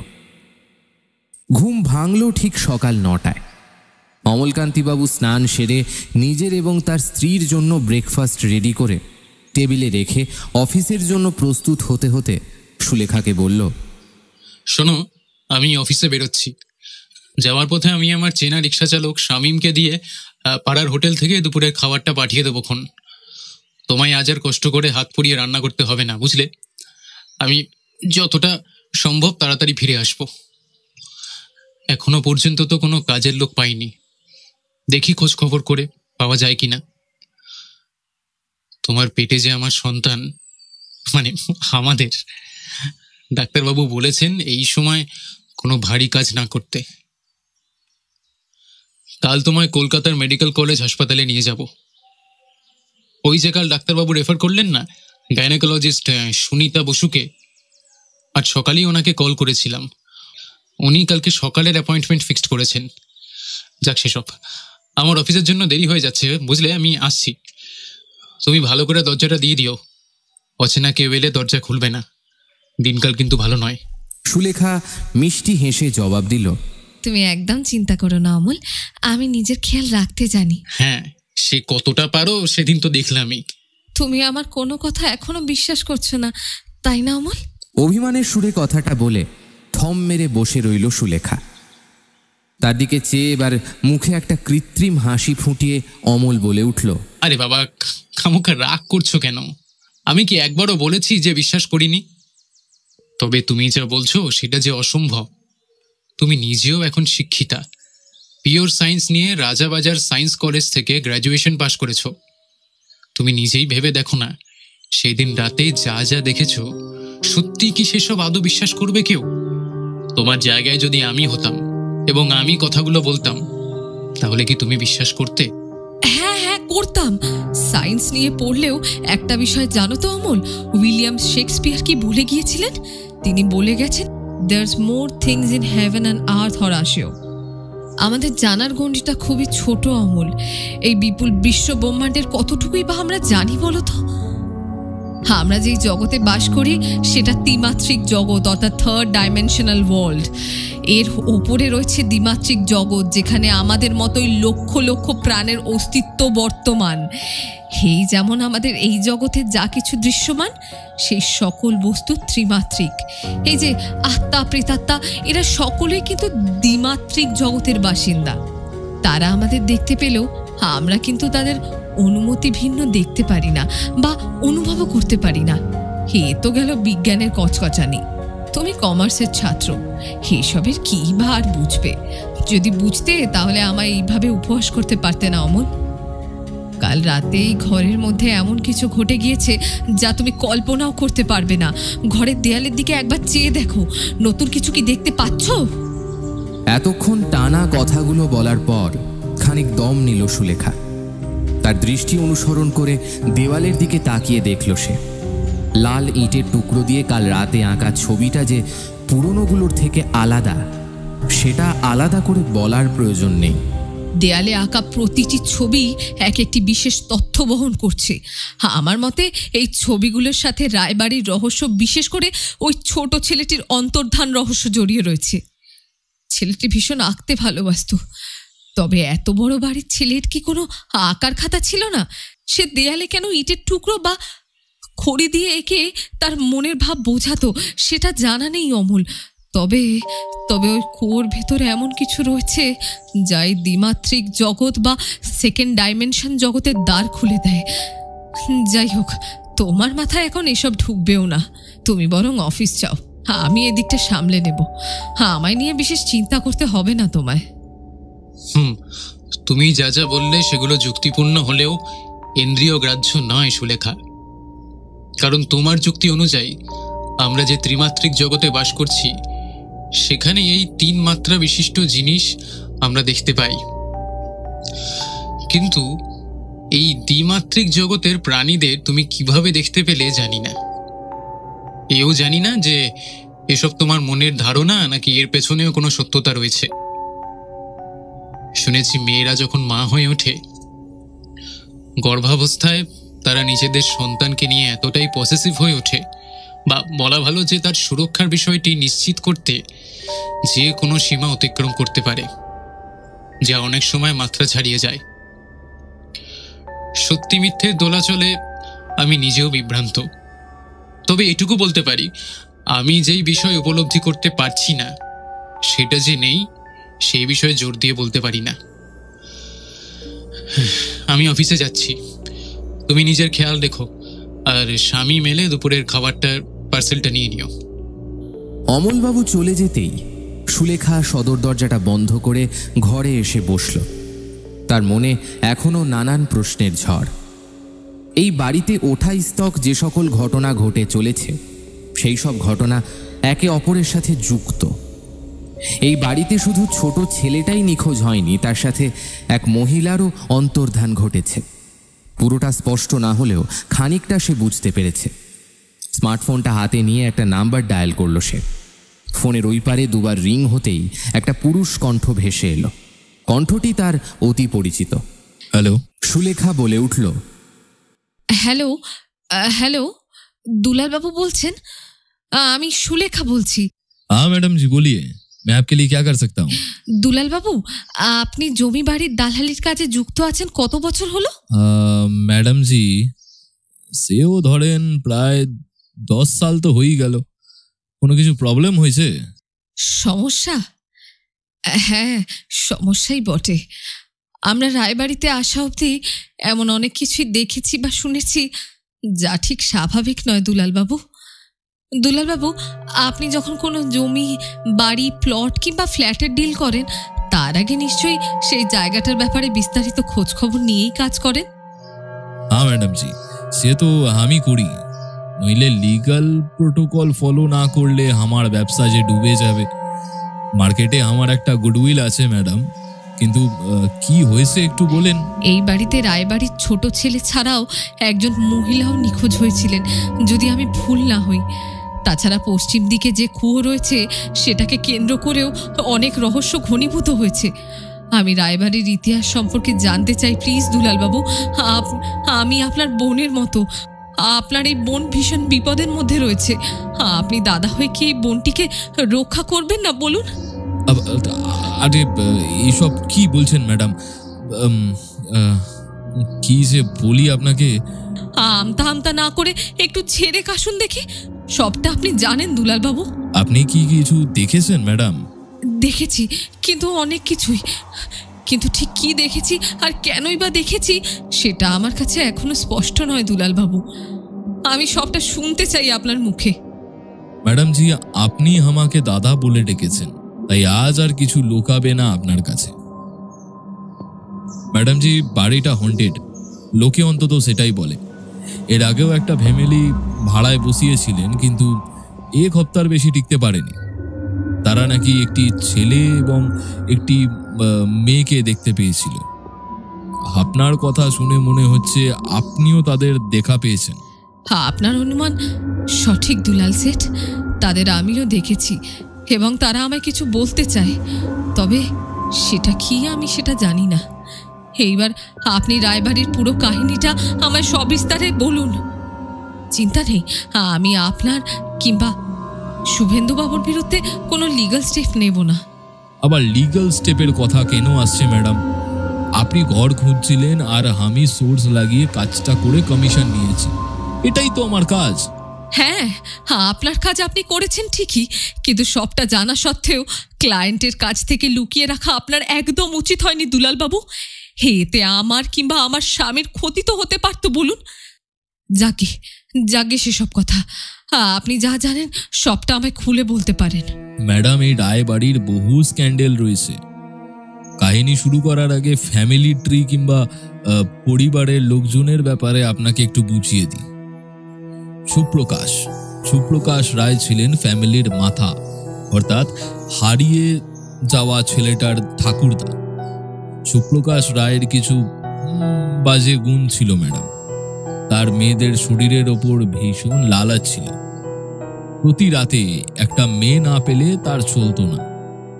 সুপ্রকাশের ছেলে বিমল ছিল বাবার সুযোগ্য পুত্র।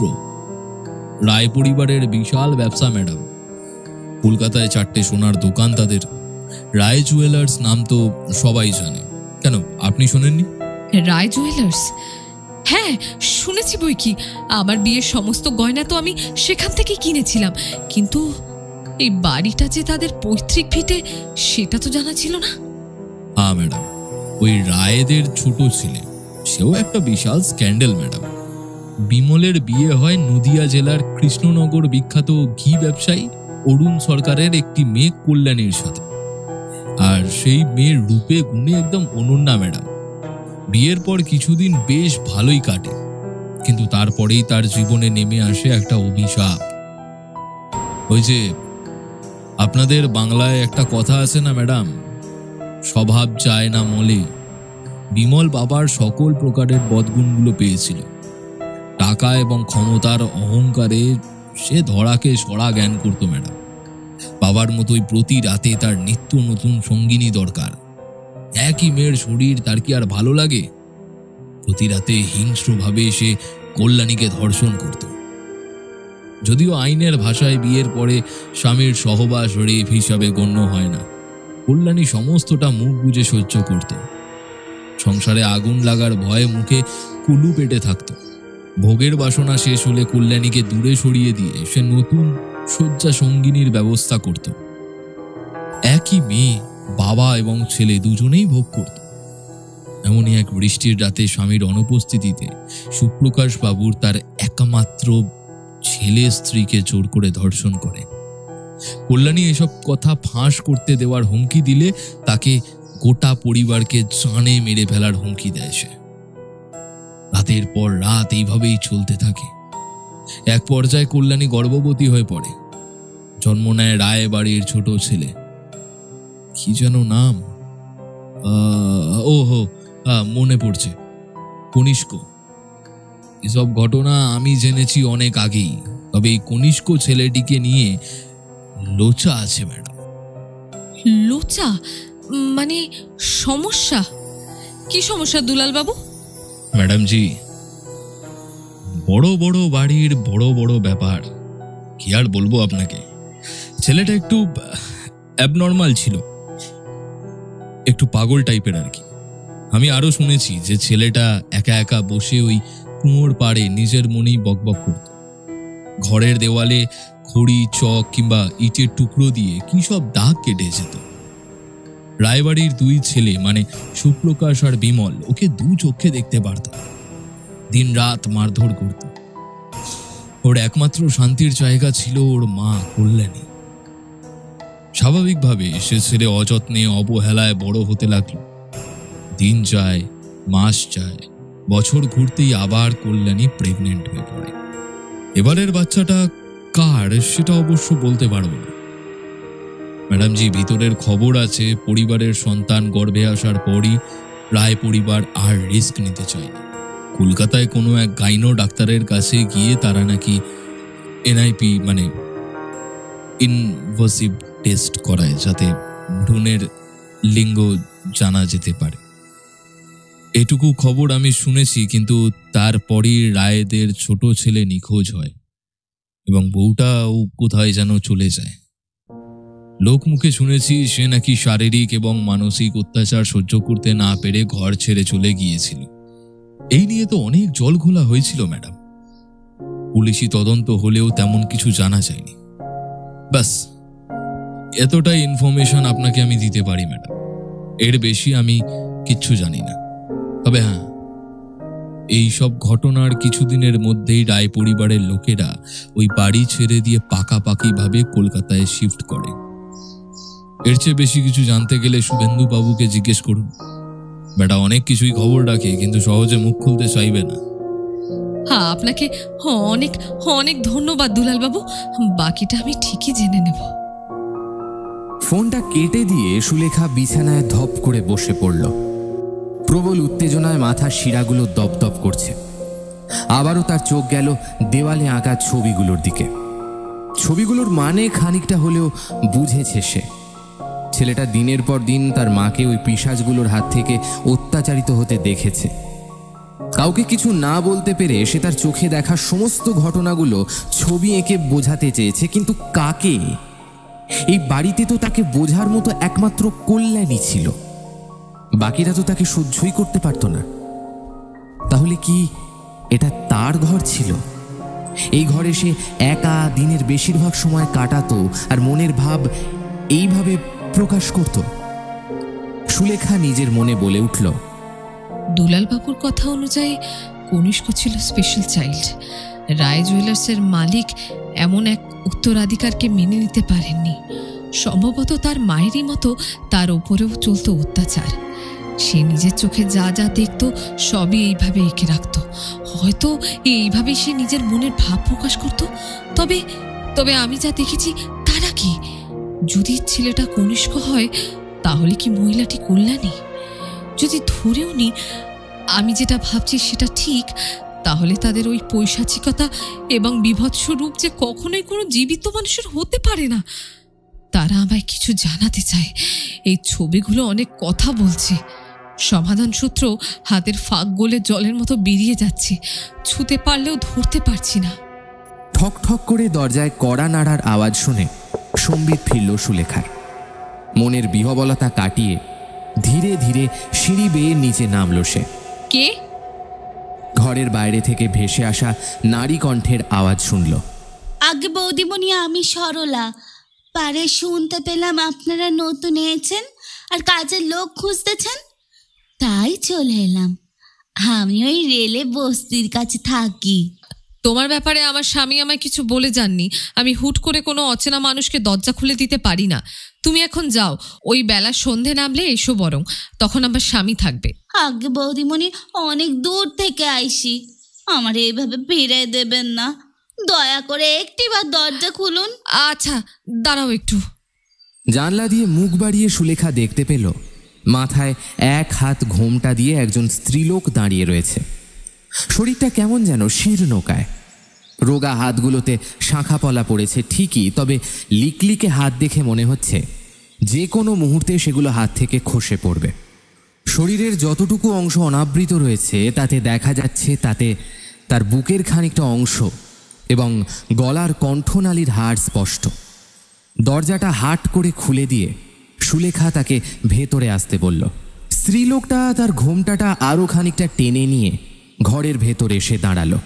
বৌদিমণি, এই পাড়ার মোড়ে শুনলুম আপনাদের বাসে কাজের লোক লাগবা। আমারও কাজের দরকার ছিল, তাই তো চলে এলুম। এখন কাম দিলে বড়ই সুবিধে হয়।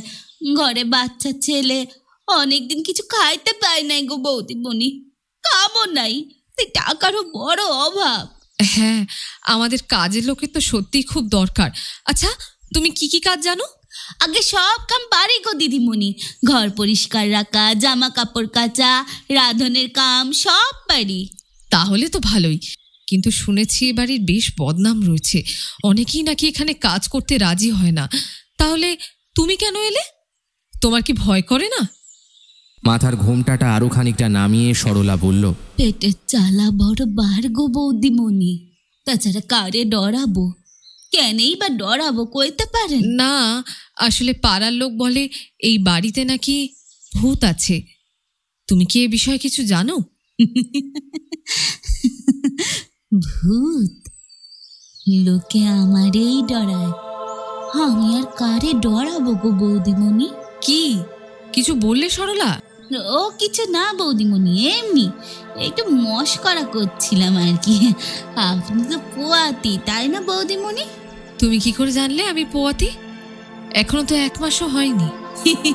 কি যে কন বৌদিমণি, আমার নিজের পোলা রয়েছে না, একটা মাইয়াও আইছিল পেটে, কিন্তু আজ থাক সেসব কথা। আপনি নিশ্চয়ই সকাল থেকে কিচ্ছু খাননি। খাওয়ান জুটবে কি করি? এই সময় কি ঘরের কাম করন যায়? আমি বরং রান্নাঘরের দিকে যাই, আপনি এহেনে বহেন বৌদিমণি, দেখি আপনার লগে কিছু রাঁধতে পারি কিনা। আরে তুমি এত ব্যস্ত হইও না, আমার স্বামী বলেছে দুপুরের খাবার পাঠিয়ে দেবে। বললেই হলো। পোয়াতি শরীরে বাইরের খাবার খাইলে আপনি অসুস্থ হয়ে পড়বেন না। আমি থাকতে আপনাকে আজকের পর থেকে আর বাইরের খাবার খাইতে হবে না। সুলেখাকে আর কোনো কথা বলতে না দিয়ে সরলা গটগট করে হেঁটে চলল রান্নাঘরের দিকে। আশ্চর্য মেয়ে বটে, এমনভাবে জোর করলো যে আর না বলতে পারলাম না। এমনভাবে হেঁটে গেল যেন এই বাড়ির সাথে সে পরিচিত, অথচ এতদিন ধরে এই পাড়ায় রয়েছি, কই একে তো একবারও দেখিনি। যাকে শামীম খাবার নিয়ে এলে না হয় ওই বেলা গরম করে খেয়ে নেব ক্ষণ, টাকা দিয়ে কেনা জিনিস নষ্ট করতে নেই। পুরনো সোফাটায় গা এলিয়ে দিল সুলেখা। রান্নাঘর থেকে ভেসে আসছে মন কেমন করা খাবারের ঘ্রাণ। বাতাসে নাক টেনে সুলেখা বুঝতে পারল সরলা মাছের ঝোল রাঁধছে। কালকেই অমল বাজার থেকে মাছ কিনে এনেছিল, তারই খানিকটা ফ্রিজে ছিল, সেখান থেকেই সরলা মাছ নিয়েছে। সে মনে মনে আবারও বলে উঠল, সরলা বোধহয় এ বাড়িতে আগেও এসেছে, নইলে কোথায় কি রয়েছে সে জানলো কি করে? আমায় একবারও জিজ্ঞেসও করার প্রয়োজন মনে করলো না ও। খুব অদ্ভুত তো মেয়েটা। নিজের মুখটাকেও 1 হাত ঘোমটার আড়ালে ঢাকা দিয়ে রেখেছে, এত লজ্জা মেয়েটার। আজকের দিনে দাঁড়িয়ে এমন মেয়ে দুটো দেখা যায় না। খানিক পর সুলেখার চোখ দুটো আপনা থেকেই কোনো এক অজানা কারণে ঘুমে জড়িয়ে এলো। এতদিনের ভয়, আতঙ্ক এবং কৌতূহল কেটে গিয়ে মনে এক প্রচ্ছন্ন ভাব চলে এলো। কানে তখনও ভেসে আসছে রান্নাঘর থেকে খুটখাট শব্দ। বাগান থেকে মন কাড়া ফুলের সুবাস সুলেখাকে মোহাচ্ছন্ন করে তুলল যেন। ধীরে ধীরে ঘুমের অতলে তলিয়ে গেল সে। কতক্ষণ ওই একইভাবে সোফায় গা এলিয়ে ঘুমিয়েছিল জানে না। হঠাৎ তলপেটের কাছটায় একটা তীব্র যন্ত্রণা অনুভব করতেই উঠে বসল সে। ঈষৎ ফুলে ওঠা তলপেটের ভেতর যেন তোলপাড় হয়ে চলেছে তার। কি যন্ত্রণা, আর যে সহ্য করতে পারছি না। সরলা, ও সরলা, কোথায় তুমি? আমাকে সাহায্য করো। ততক্ষণে রান্নাঘর থেকে আওয়াজ আসা বন্ধ হয়েছে। ঘরে সে ছাড়া আর কারো টু শব্দটি পাওয়া যাচ্ছে না। কোনো ক্রমে সোফা ছেড়ে উঠে দাঁড়াতেই হঠাৎ কোনো কিছুর একটা ঠান্ডা স্পর্শে চমকে উঠল সে। সুলেখা দেখতে পেল একটা ছেলে গুটিসুটি মেরে রয়েছে তার পায়ের তলায় বসে। তার চোখ দুটো বড়ই মলিন, শরীরে লেগে রয়েছে পুরনো ছেঁড়া ফাটা জামা এবং হাফ প্যান্ট। একটা বিষণ্ণ মন কেমন করা হাসি হেসে সে তার দুটো হাত বুলিয়ে দিল সুলেখার পেটে। বোন আসছে, আমার বোন আসছে, কি মজা, কি মজা। আমি তার সাথে খেলবো। আমার বড় একা লাগে, জানো তো, বড় একা লাগে আমার। আমার সাথে কেউ খেলে না আমার সাথে। সুলেখা লক্ষ্য করল অদ্ভুতভাবে তার পেটের যন্ত্রণাটা কমতে শুরু করেছে। কি আছে এই ছেলের স্পর্শে, কি এমন জাদু? তাছাড়া এই ছেলেটাই বা কে? বন্ধ দরজার মধ্যে দিয়ে ঢুকলোই বা কি করে? এই, তুই ঘরে কি করে এলি? কে তুই? ওমা, আমার চিনতে পারলে না? তোমার সাথে যে আমার আগেও দেখা হয়েছে। আমার সাথে? কোথায়? এখনো চিনতে পারোনি আমায়? তুমি যে আমার নামটাও জানো। মনে করো ঠিক করে। হ্যাঁ, মনে পড়বে তো? মনে করো ঠিক করে, মনে করো। আশ্চর্য তো, আমি একটা ছেলেকে এই বাড়িতেই 2বার দেখেছি, কিন্তু তার চাহনি যে মরা মানুষের মতো ফ্যাকাশে। তার সারা শরীর জলে ডুবে যাওয়া মরার মতো ফুলেছিল, কিন্তু এই ছেলেটা তো দিব্যি সুস্থ ও স্বাভাবিক। তাছাড়া আমি যার কথা শুনেছি সে রায়বাড়ির ছোট ছেলে কনিষ্ক, কিন্তু সে তো অনেক বছর ধরে নিরুদ্দেশ। দেখ ছেলে, আমি তোকে সত্যি চিনতে পারছি না। তাছাড়া সরলা গেল কই? সরলা, এই সরলা, কোথায় তুমি? ও মা, তুমি কাকে খুঁজছো? এখানে তো তুমি আর আমি ছাড়া কেউ নেই। কি যাতা বলছিস? একটু আগেই তো এসেছিল আমাদের বাড়ি কাজ করতে। তুই দাঁড়াতো, আমি একবার রান্নাঘরে গিয়ে দেখে আসি সে গেল কোথায়। এখানে চুপটি করে বসে থাক, কোথাও যাবি না কিন্তু। যাও যাও না, যাও না, যাও না, কে বারণ করেছে? যাও। আমি আর কোথায় যাব বলো? আমার যে আর যাওয়ার জো নেই, আমার যে আর কোথাও যাওয়ার জায়গা নেই। ছেলেটাকে তোয়াক্কা না করে সুলেখা ধীরে ধীরে এগিয়ে চলল রান্নাঘরের দিকে। হঠাৎ যেতে যেতে তার কানে ভেসে এলো তার ঠিক পেছন থেকে বাচ্চা ছেলেটা দুলতে দুলতে কি যেন একটা ছড়া উড়ে চলেছে। ছড়ার প্রতিটা শব্দ তার বড্ড চেনা। এই ছড়া যেন সে আগেও কোথাও শুনেছে। চকিতে পেছন ঘুরে দেখতে পেল ছেলেটা তখনও মাটিতে হাঁটু মুড়ে বসে সেই চেনা পরিচিত ছড়াটা আউড়ে চলেছে। কুয়োর ধারে লুকোচুরি, অন্ধকারে গুমরে মরি, পথ হারিয়ে খুঁজতে থাকি আমার সুরখানি, আমার সুরখানি। সুলেখা চমকে উঠে এবার দুহাত পিছিয়ে গেল। ছেলেটা মুখ তুলে চাইল। এবার ধীরে ধীরে তার রূপ পরিবর্তিত হচ্ছে। বাচ্চা ছেলেটার সৌম্যকান্তি রূপ পরিণত হচ্ছে এক ভয়াবহ বিভৎসতায়। তার শরীরটা ধীরে ধীরে অদ্ভুতভাবে ফুলে উঠতে শুরু করেছে। চোখের জায়গায় দুটো কালো গর্ত, সারা শরীর জুড়ে বাসা বেঁধেছে সবুজ রঙের শ্যাওলার আস্তরণ।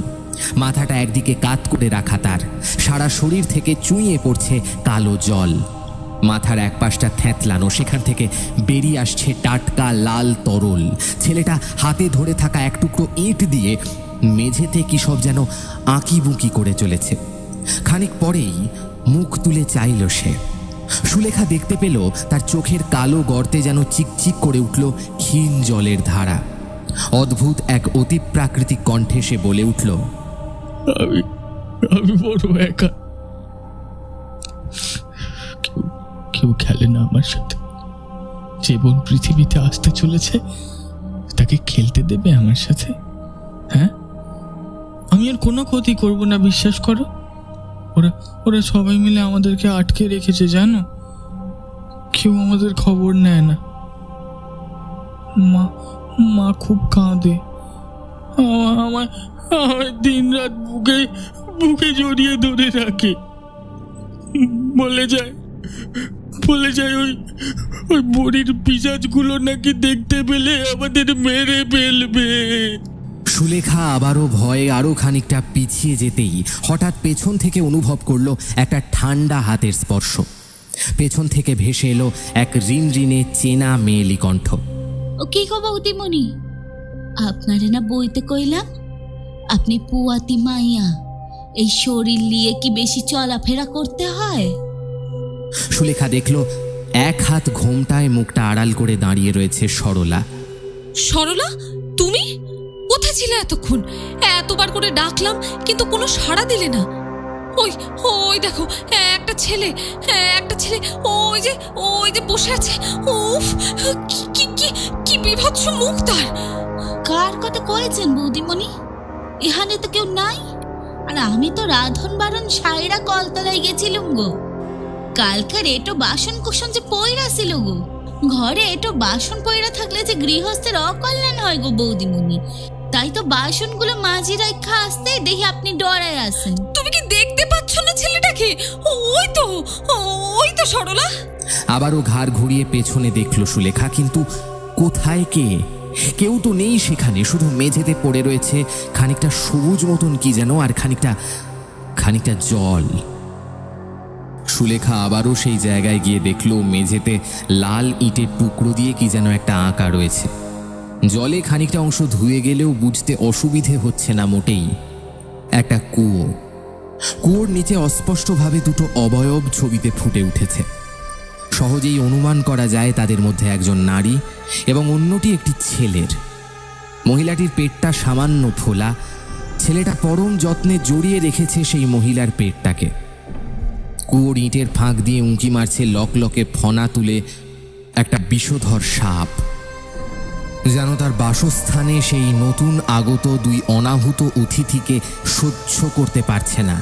ছবিটার ঠিক পাশে কাঁপা কাঁপা হাতে কিছু যেন একটা লেখা রয়েছে, ঠিক বোঝা যাচ্ছে না সেভাবে। সুলেখা আরও খানিকটা ঝুঁকে দেখতে গেল সেটা।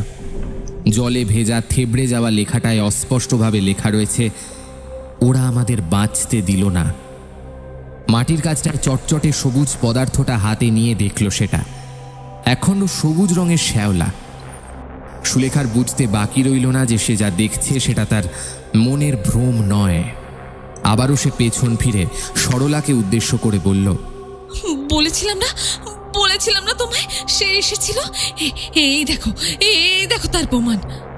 আচ্ছা বৌদিমণি, তাহলে কেমন দেখতে আসছিল একটু যদি কোন? ওর মুখটা যেন মরা মানুষের মতো ফ্যাকাশে, চোখের জায়গায় দুটো কালো গর্ত, সারা শরীরটা যেন জলে ডুবে যাওয়া মানুষের মতো ফুলে রয়েছে তার। তাই নাকি বৌদিমণি? দেখেন তো এমন নাকি? হঠাৎই জানলা থেকে ধেয়ে আসা এক প্রবল বাতাসে খসে পড়ল সরলার ঘোমটাটা। তার কঙ্কালসার মুখ দিয়ে খসে পড়ছে মাংসের স্তূপ। চোখের জায়গায় দুটো কালো গর্ত তার। সেই গর্ত দিয়ে মুখ বাড়িয়ে রেখেছে একটা ছোট কালো সাপ। সাপটা ছোবলের পর ছোবল মেরে চলেছে তার মুখে। কঙ্কালসার মুখ থেকে ঠেলে বাইরে বেরিয়ে আসছে ঠোঁটবিহীন তীক্ষ্ণ ধারালো দাঁতের সারি। ধীরে ধীরে তার সারা শরীরে গজিয়ে উঠল সবুজ শ্যাওলার স্তর। বৌদিমণি, সে বুঝি এমনই দেখতে ছিল, তাই না? কে কে কে তুমি?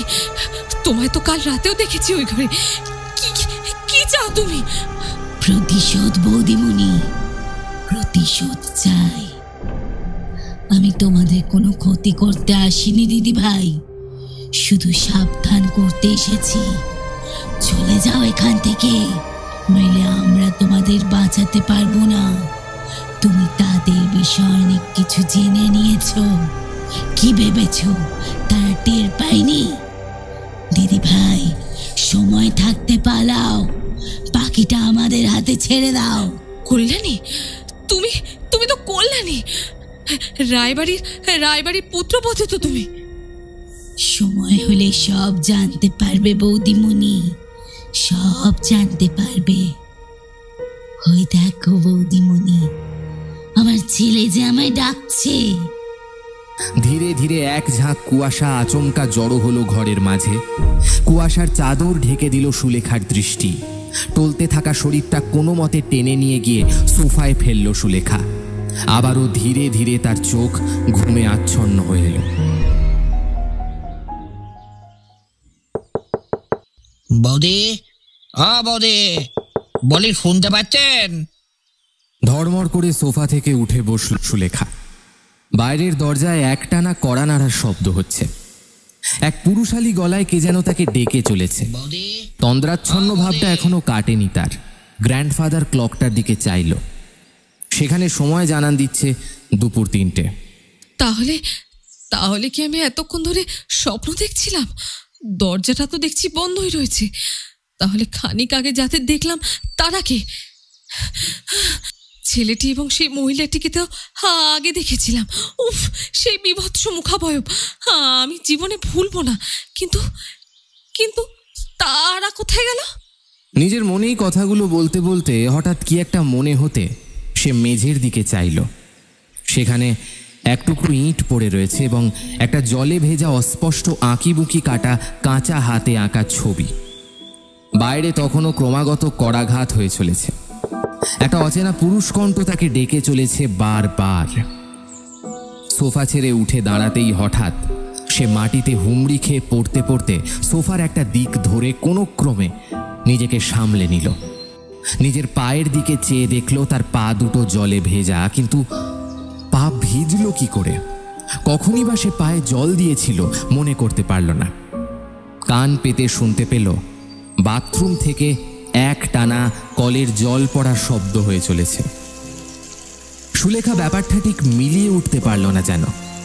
তার স্পষ্ট মনে আছে খানিক আগেও একইভাবে দরজায় করাঘাত শুনে সে নিচে এসে দরজা খুলে দিয়েছিল, আর তারপরই তো সরলা রূপে সে এসেছিল।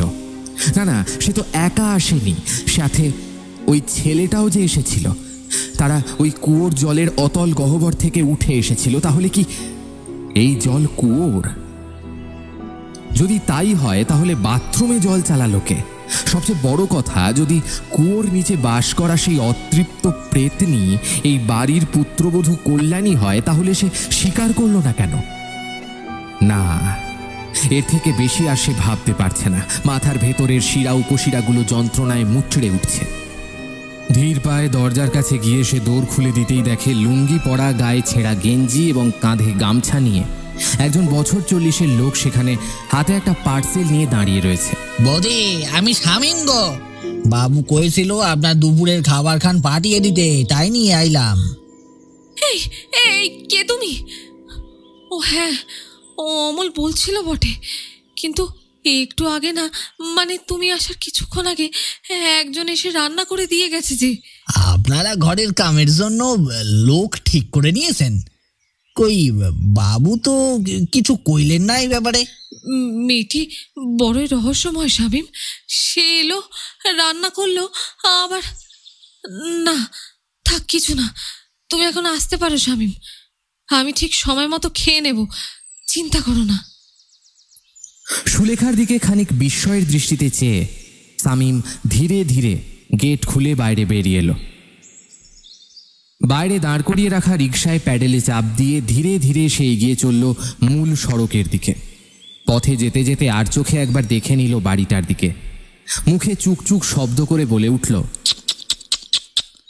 বৌদির মাথাখান একেবারে খারাপ হইয়া গিয়েছে। দাদাবাবু যে কেন এরে এখনো এখানে রাখিছেন জানি না বাবু। পকেট থেকে ছোট্ট কিপ্যাড ফোনটা বের করে একটা নাম্বার ডায়াল করলো শামিম। ফোনের ওই প্রান্ত থেকে একটা চেনা পুরুষ কণ্ঠ হ্যালো বলতেই শামিম বলে উঠল, হ্যালো। কাম হইয়া গেছে দাদাবাবু।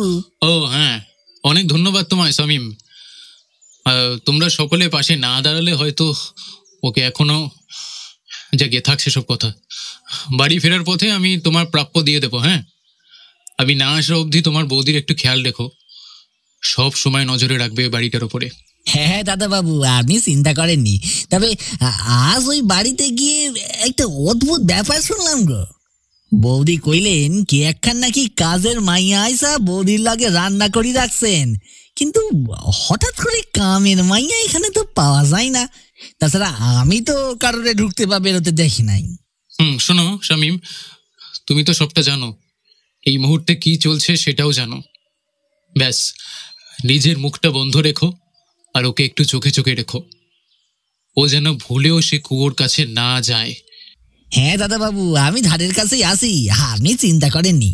হ্যাঁ ঠিক আছে, রাখলাম তাহলে। কট করে ফোনটা কেটে দিয়ে অলোকবাবু গভীরভাবে ভাবতে লাগলেন গোটা ঘটনাটা। নিজের স্মার্টফোন থেকে আবারও একটা নাম্বার ডায়াল করলেন তিনি। হ্যালো, হ্যাঁ সুনিতা ম্যাডাম বলছেন? হ্যাঁ, আপনি বিমল বাবু তো? ম্যাডাম, এখন আমার নাম পরিচয় সবটাই বদলে গিয়েছে। এখন আমি বিমল নই রায় জুয়েলার্সের মালিক। এখন আমি একজন ছাপোষা লাইফ ইন্স্যুরেন্স কোম্পানির একজন কর্মচারী মাত্র। বদল ঘটেছে রায় পরিবারের প্রতিটি চরিত্রের। গল্পে পুনর্নির্মাণ ঘটেছে ম্যাডাম। হ্যাঁ বিমল, সরি অমল বাবু, বিখ্যাত মনোরোগ চিকিৎসক দ্বিজেন বাবুর কাছ থেকে সবটাই শুনেছি আমি। ভেরি আনফর্চুনেট মিস্টার রায়, এমন রেয়ার কেস খুব কমই দেখা যায়। কল্যাণী ছাড়া যে আমার কেউ নেই ম্যাডাম। সেদিনের এই ঘটনার পর বাবা ভীষণ মুষড়ে পড়েছিলেন। সেই সময় কল্যাণী গর্ভবতী ছিল। বাথরুমে বাবা ভুলবশত রেখে যাওয়া সাবানে পা পিছলে এক নিমেষে সবটা শেষ। হ্যাঁ, কেসটা তো আমি অপারেট করেছিলাম মিস্টার রায়। আমার আজও স্পষ্ট মনে আছে সেই দিনটার কথা, যেদিন নার্সিংহোমের বেডে শুয়ে চিৎকার করে কল্যাণী বলছিল তার পেটের ছেলেকে পরিকল্পনা করে খুন করা হয়েছে, কারণ তার পেটে যে ছিল সে জন্মের পর স্পেশাল চাইল্ড হয়ে উঠত। প্রেগন্যান্সি টেস্টে কিছু জেনেটিক ডিসঅর্ডার চোখে পড়ায় আমি ইনভেসিভ টেস্ট করানোর পরামর্শ দিয়েছিলাম। ম্যাডাম, আমাদের কিন্তু তাতে কোনো আপত্তি ছিল না।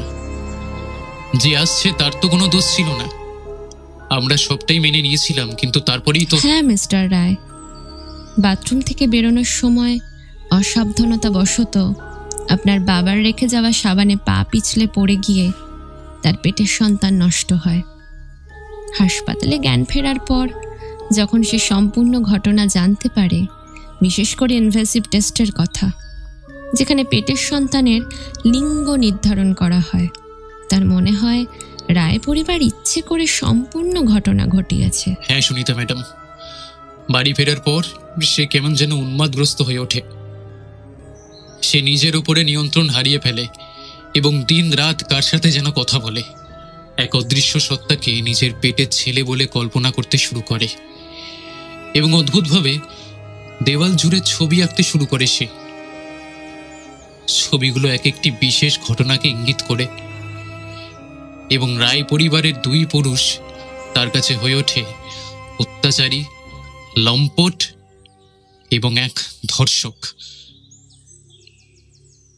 সে দিন রাত ওই ঘরটায় এবং যেখানে আমরা রয়েছি সেই ঘরে খিল এঁটে দিয়ে কার সাথে যেন অনর্গল কথা বলে চলত এবং দেওয়াল জুড়ে এঁকে চলত ছবি। হাজার চেষ্টা করেও আমরা তার ভুল ভাঙাতে পারিনি। কল্যাণী এই বাড়িতে বউ হয়ে আসার আগে এই বাড়ির একজন কাজের মহিলা এবং তার ছেলে নিখোঁজ হয়ে গিয়েছিল। এই খবর কল্যাণী, মানে আজকের সুলেখা, আগেই আমাদের মুখে শুনেছিল। কালক্রমে ওই কাজের মহিলা তার কাছে হয়ে ওঠে অত্যাচারিত পুত্রবধূ কল্যাণী এবং তার হারিয়ে যাওয়া ছেলেটি নিজের মৃত সন্তান। মিস্টার রায়, মানসিক রোগীদের মধ্যে হয় এমনটা, বুঝেছেন? এমনটা কিন্তু হতে প্রায়শই দেখা যায়, কারণ তারা অডিটরি হ্যালুসিনেশনের শিকার। হ্যালুসিনেশন যা শ্রুতিগ্রাহ্য, যাকে শুধু শোনা যায়, অনুভব করা যায়, কিন্তু ছোঁয়া যায় না। অর্থাৎ অস্তিত্ব নেই এমন কিছুর আওয়াজ শুনতে পাওয়া। ব্যাপারটা স্বাভাবিক মানুষের ক্ষেত্রেও হতে পারে। এই যেমন ধরুন, আপনি গভীর চিন্তায় মগ্ন, হঠাৎ শুনলেন কে যেন আপনাকে ডাকলো, কিংবা কিসের আওয়াজ কানে আসলো, আপনি তাকিয়ে দেখলেন কেউ নেই। অনেকটা শ্রুতিভ্রম মনে হতে পারে আপনার কাছে। গভীর রাতে এরকমটা হতেই পারে বা হয়। অনিদ্রার রোগ, দুশ্চিন্তা কিংবা অ্যাংজাইটি, এসবে টুকটাক এরকম হতেই পারে। এটাকে অনেকে ভূত ভাবে বা ভূত মনে করে ভ্রমের শিকার হন। মানসিক রোগীদের ক্ষেত্রে এই হ্যালুসিনেশন অনবরত হতে থাকে। তারা অনবরত শুনতে থাকেন তাদের সঙ্গে কেউ কথা বলছে কিংবা তাদের নিয়ে কেউ কথা বলছে। তারা তখন এইসব কথার উত্তরও দিতে থাকেন, আগোছালো, অসামঞ্জস্যপূর্ণ কিংবা সামঞ্জস্যপূর্ণও বটে। কল্যাণী, মানে আজকের সুলেখা, সন্তান হারানোর ফলে তার মৃত সন্তানকে কল্পনায় বাঁচিয়ে রেখেছিল। ওই ঘটনার পর আমার বাবা সুপ্রকাশ নিজেকে এই ঘটনার জন্য দোষী বলে মনে করতেন এবং এক রাতে অত্যাধিক স্ট্রেস এবং উচ্চ রক্তচাপ জনিত কারণে তার হৃদযন্ত্র বিকল হয়ে তিনি মারা যান।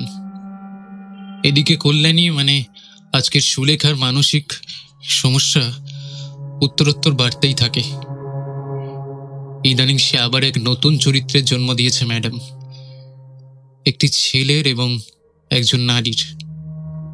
কাল রাতে আমাদের ঘরের দেওয়ালে আঁকা ছবিতে সেই নারীর অবয়ব ফুটে উঠেছিল।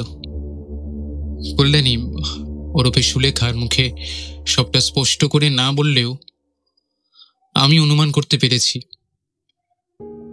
ম্যাডাম কিছু বছর আগে সেই কুয়োর জলে ঝাঁপ দিয়ে আত্মহত্যা করার চেষ্টা করছিল এবং সঠিক সময় আমি আর শামীম, আমাদের বাড়ির পুরনো ভৃত্য, এখন যাকে এই নাটকের একটা নতুন চরিত্র দেওয়া হয়েছে, একজন রিক্সা চালকের, আমরা দুজনে তাকে উদ্ধার করে নিয়ে আসি। এই তো মাঝে আমি 2 দিন বাড়ি ছিলাম না, ফিরে দেখি সে কুয়োর পাড়ে অজ্ঞান হয়ে পড়ে রয়েছে। তারপর সে বলে একটি ছেলে পৈশাচিক মূর্তি তার সামনে ধরা দিয়েছিল। আমি যে কিছুই বুঝতে পারছি না ম্যাডাম। এরপরে মনোরোগ চিকিৎসক দ্বিজেন বাবুকে জেনারেল ফিজিশিয়ান রূপে ডেকে আনি। এখানে তাকেও এক অন্য চরিত্র অভিনয় করতে হয়েছিল ম্যাডাম। তিনি জানালেন কল্যাণী মানে আজকে সুলেখা আবারও গর্ভবতী। ম্যাডাম, এইবার হয়তো সন্তান জন্ম দেওয়ার পর তার সব কিছু মনে পড়বে, এই আশাটাই রাখি। হয়তো না, সঠিক জানি না, তবে যদিও নিজেকে সুলেখার চরিত্রে রূপদান করে সুস্থ থাকে, ভালো থাকে, তাহলে আমি তার কাছে আমার পরিচয় বদল করে বিমল থেকে অমলকান্তি একজন সাধারণ বীমা কোম্পানির এজেন্ট হয়েই রয়ে যাব ম্যাডাম। আমি যে ওকে বড্ড ভালোবাসি।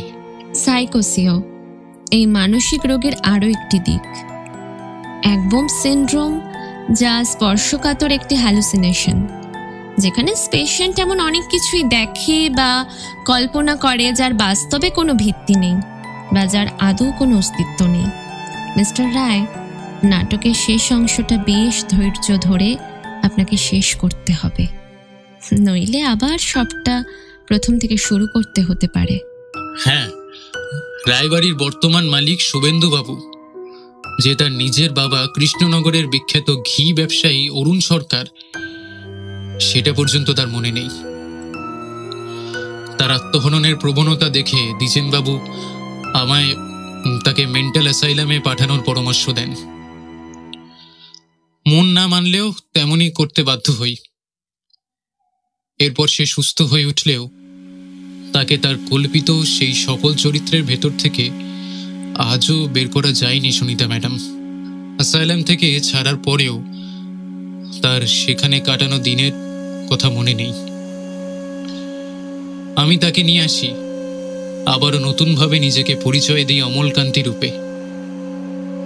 আমাদের আবার নাটকীয়ভাবে বিয়ে হয়। ওর কাছে আমি অনাথ। আসলে সত্যিই তো আমি অনাথই বটে।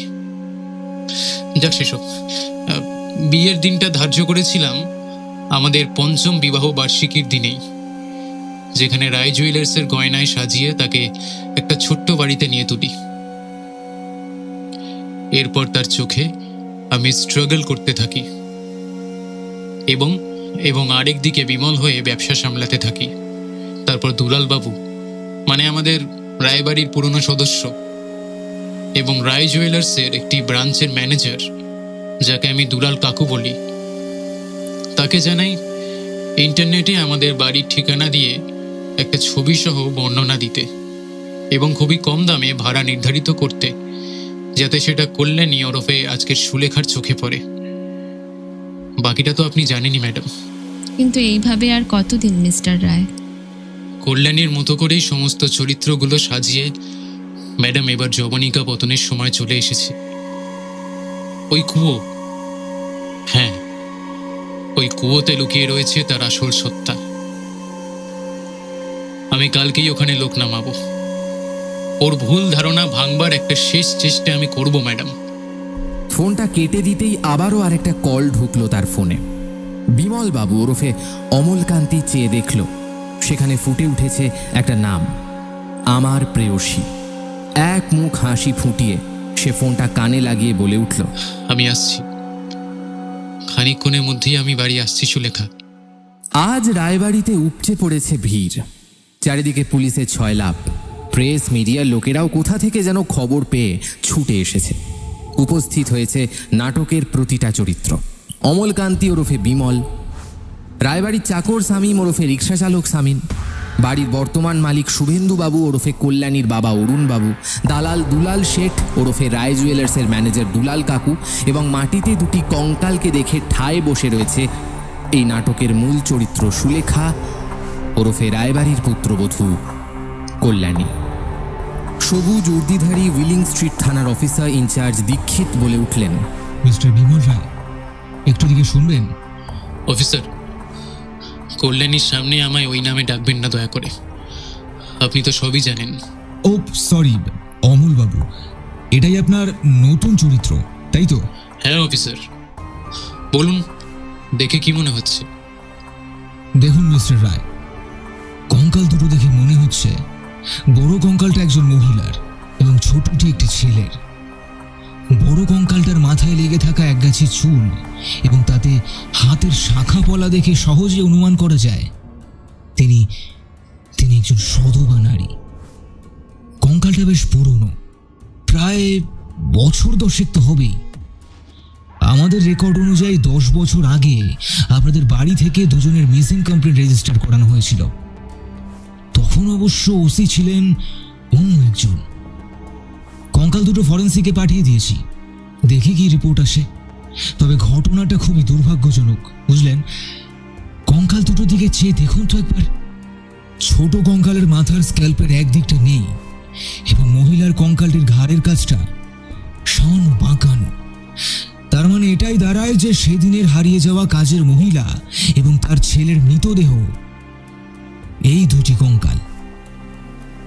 প্রাথমিক তদন্তে মনে হচ্ছে ছেলেটি কোনো কারণে খেলতে খেলতে কুয়োর জলে পড়ে গিয়েছিল এবং তাকে বাঁচাতে তার মাও জলে ঝাঁপ দেয়, ফলে দুজনের মৃত্যু ঘটে। ঘটনাটা সম্ভবত এমন সময় ঘটেছিল যখন কেউ সেটা লক্ষ্য করেনি। হয়তো কেউ বাড়িতেই ছিল না, কিংবা রাতের আধারে এমনটা হয়েছে। Very strange. কখন যেন পাশে এসে নিঃশব্দে দাঁড়িয়ে সব কথা শুনছিলেন মনোরোগ বিশেষজ্ঞ দ্বিজেন রায়। তিনি আবারও বলে উঠলেন, কল্যাণী মানে আজকের সুলেখা তো এই ছেলেকেই বারবার দেখতে পেয়েছে, তাই না রায়বাবু? এমনকি আপনি কাল রাতে বাড়ি ফেরার পরেও তাদের উল্লেখ করেছিল।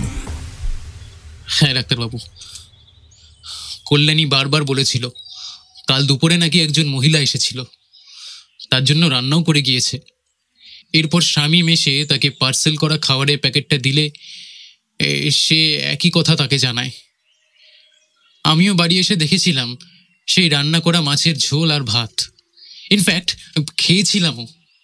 তবে এই রান্না যে কল্যাণীর হাতের নয়, এমনকি হোটেলের খাবারও নয়। যদি ভেবেও নি কল্যাণী নিজে রান্না করে ভুলে গিয়েছে এবং এমন এক ভিন্ন নারী চরিত্র জন্ম দিয়েছে, তাহলেও একটা বিষয় রয়েই যায়, কে এসেছিল কালকে দুপুরে। এরপর দুলালবাবু এগিয়ে এসে বিমলবাবু ওরফে আজকের অমলকে জিজ্ঞেস করলেন, কি নাম বলেছিল বৌমা? নাম তো বলেছিল সরলা। সরলা? পুলিশ অফিসার সহ সকলের বিস্মিত দৃষ্টি আবারও একসাথে গিয়ে পড়ল মাটিতে শুয়ে থাকা দুটো কঙ্কালের ওপর। অফিসার বলে উঠলেন, 10 বছর আগে তো ঠিক এই নামেই একটা মিসিং কমপ্লেন রেজিস্টার করা হয়েছিল। এরপর দুলালবাবু বিমল অর্থাৎ পরিবর্তিত হওয়া অমলকান্তির কাঁধে হাত রেখে বললেন, বাবা তুমিও তখন খুব ছোট। এই সরলার ছেলেকে নিয়ে এই বাড়িতে এসে উঠেছিল। বড়বাবু তাদেরই কাজে রাখেন, ওই যে রেলবস্তি, ওখানেই সে থাকতো। স্বামীটা প্রতিদিন মদ খেয়ে এসে মারধর করতো তাকে, শুনেছিলাম বাবা। প্রথম সন্তান আসার পর দ্বিতীয় সন্তান আসে, এক রাতে তাকে মারতে মারতে এমন অবস্থা করে যে পেটের বাচ্চাটাও মারা যায়। তোমার স্ত্রী হয়তো সরলার অতৃপ্ত আত্মা এবং তার মৃত ছেলেকেই দেখেছিল বাবা। তারা যে মুক্তি চেয়েছিল, দীর্ঘদিন ধরে তাকে ওই কুয়োর নিচে পড়ে মুক্তির আশায় ছটফট করেছিল সে। ধীরে ধীরে সকলের ভিড় কমতে শুরু করেছে। শহর জুড়ে নেমে আসছে সন্ধে। রাস্তার ধারে ল্যাম্পপোস্টের আলোগুলো জ্বলে উঠল। একটা অ্যাম্বুলেন্স এসে দুটো কঙ্কালকে স্ট্রেচারে শুইয়ে নিয়ে গেল। সুলেখা ওরফে কল্যাণী দেখতে পেল একটা জমাট বাঁধা কুয়াশা ধীরে ধীরে কুয়োর ভেতর থেকে উঠে এসে দাঁড়ালো। অবয়ব দুটো স্পষ্ট হতেই দেখতে পেল একটা ফুটফুটে ছেলে একজন ঘোমটা টানা মহিলার হাত শক্ত করে ধরে রয়েছে। তাদের শরীরের সেই বিভৎসতা আর নেই, সেখানে জড়ো হয়েছে এক তীব্র প্রশান্তি। সে শুনতে পেল দূর থেকে হাওয়ায় ভেসে আসছে কিছু কথা। বৌদিমণি, ধন্যবাদ দিয়ে আপনারে ছোট করবনি। আপনি আমাদের যে উপকার করেছেন তার ঋণ কখনোই শোধ করতে পারবো নি। আমাদের মুক্তির সময় চলে এসেছে। ভালো থাকবেন, আর আপনার পেটে যে আসতে চলেছে তার যত্ন নেবেন। হঠাৎই সুলেখা ওরফে কল্যাণী দেখতে পেল আকাশ থেকে এক ঝাঁক কালো ধোঁয়া কুণ্ডলি পাকিয়ে নেমে এলো তাদের দিকে। একটা চোখ ধাঁধানো আলোয় ভরে গেল চারিদিক। ধীরে ধীরে গুঁড়ো গুঁড়ো হয়ে বাতাসে মিলিয়ে গেল তাদের অবয়ব দুটো। কল্যাণী ওরফে আজকের সুলেখার মনে তখনও একটাই প্রশ্ন দানা বাঁধতে থাকলো, তার যে আজও জানা হলো না তাদের আসল পরিচয়। মুক্তি পাওয়া আত্মা কি কল্যাণী এবং তার ছেলে? তাহলে কি রায়বাড়ি অবশেষে অভিশাপ থেকে মুক্তি পেল? হায় ঈশ্বর, সে যে নিজের নামটা ভুলে এক নতুন চরিত্রে বেঁচে থাকতে চাইছে। সে সমস্ত কিছু অতীতের কালো গহ্বরে বিসর্জন দিয়ে বসে আছে। যদি সে তাতে খুশি থাকতে পারে, তাহলে আমাদের গল্পের প্রেমিক পুরুষ বিমল রায় ওরফে আজকের অমলকান্তি অপেক্ষা করতে থাকবে সেই দিনের যখন কল্যাণী আবারও স্মৃতি ফিরে পাবে। 1 বছর পর আজ রায়বাড়ি আলো করে এসেছে এক কন্যা সন্তান। সুলেখা আজও নকল চরিত্রে বেঁচে রয়েছে বটে, তবে তার মনের ভেতর থাকা কল্যাণী নামের চরিত্রটা আজও জীবিত। আর তাই স্বয়ং কল্যাণী ওরফে আজকের সুলেখা তার মেয়ের নাম রেখেছে তারই প্রকৃত পরিচয়ের নামকরণে, কল্যাণী। আমাদের পৃথিবীর বুকে এমন অনেক ঘটনাই ঘটে যার ব্যাখ্যা পাওয়া যায় না। তাই কিছু ঘটনা অজানাই থাক, কিছু ব্যাখ্যাতীত হয়ে রয়ে যাক, এই সকল কল্যাণী কিংবা বিমলের সংসারে এক সুখের স্মৃতি হয়ে।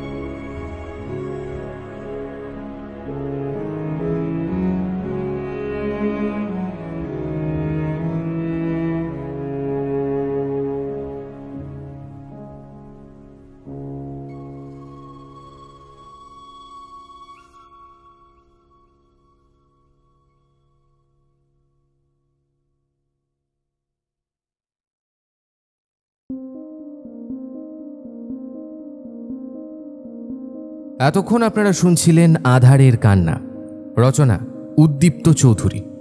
আজকের গল্প পাঠ ও গল্পের সূত্রধার আমি সায়ন্তন।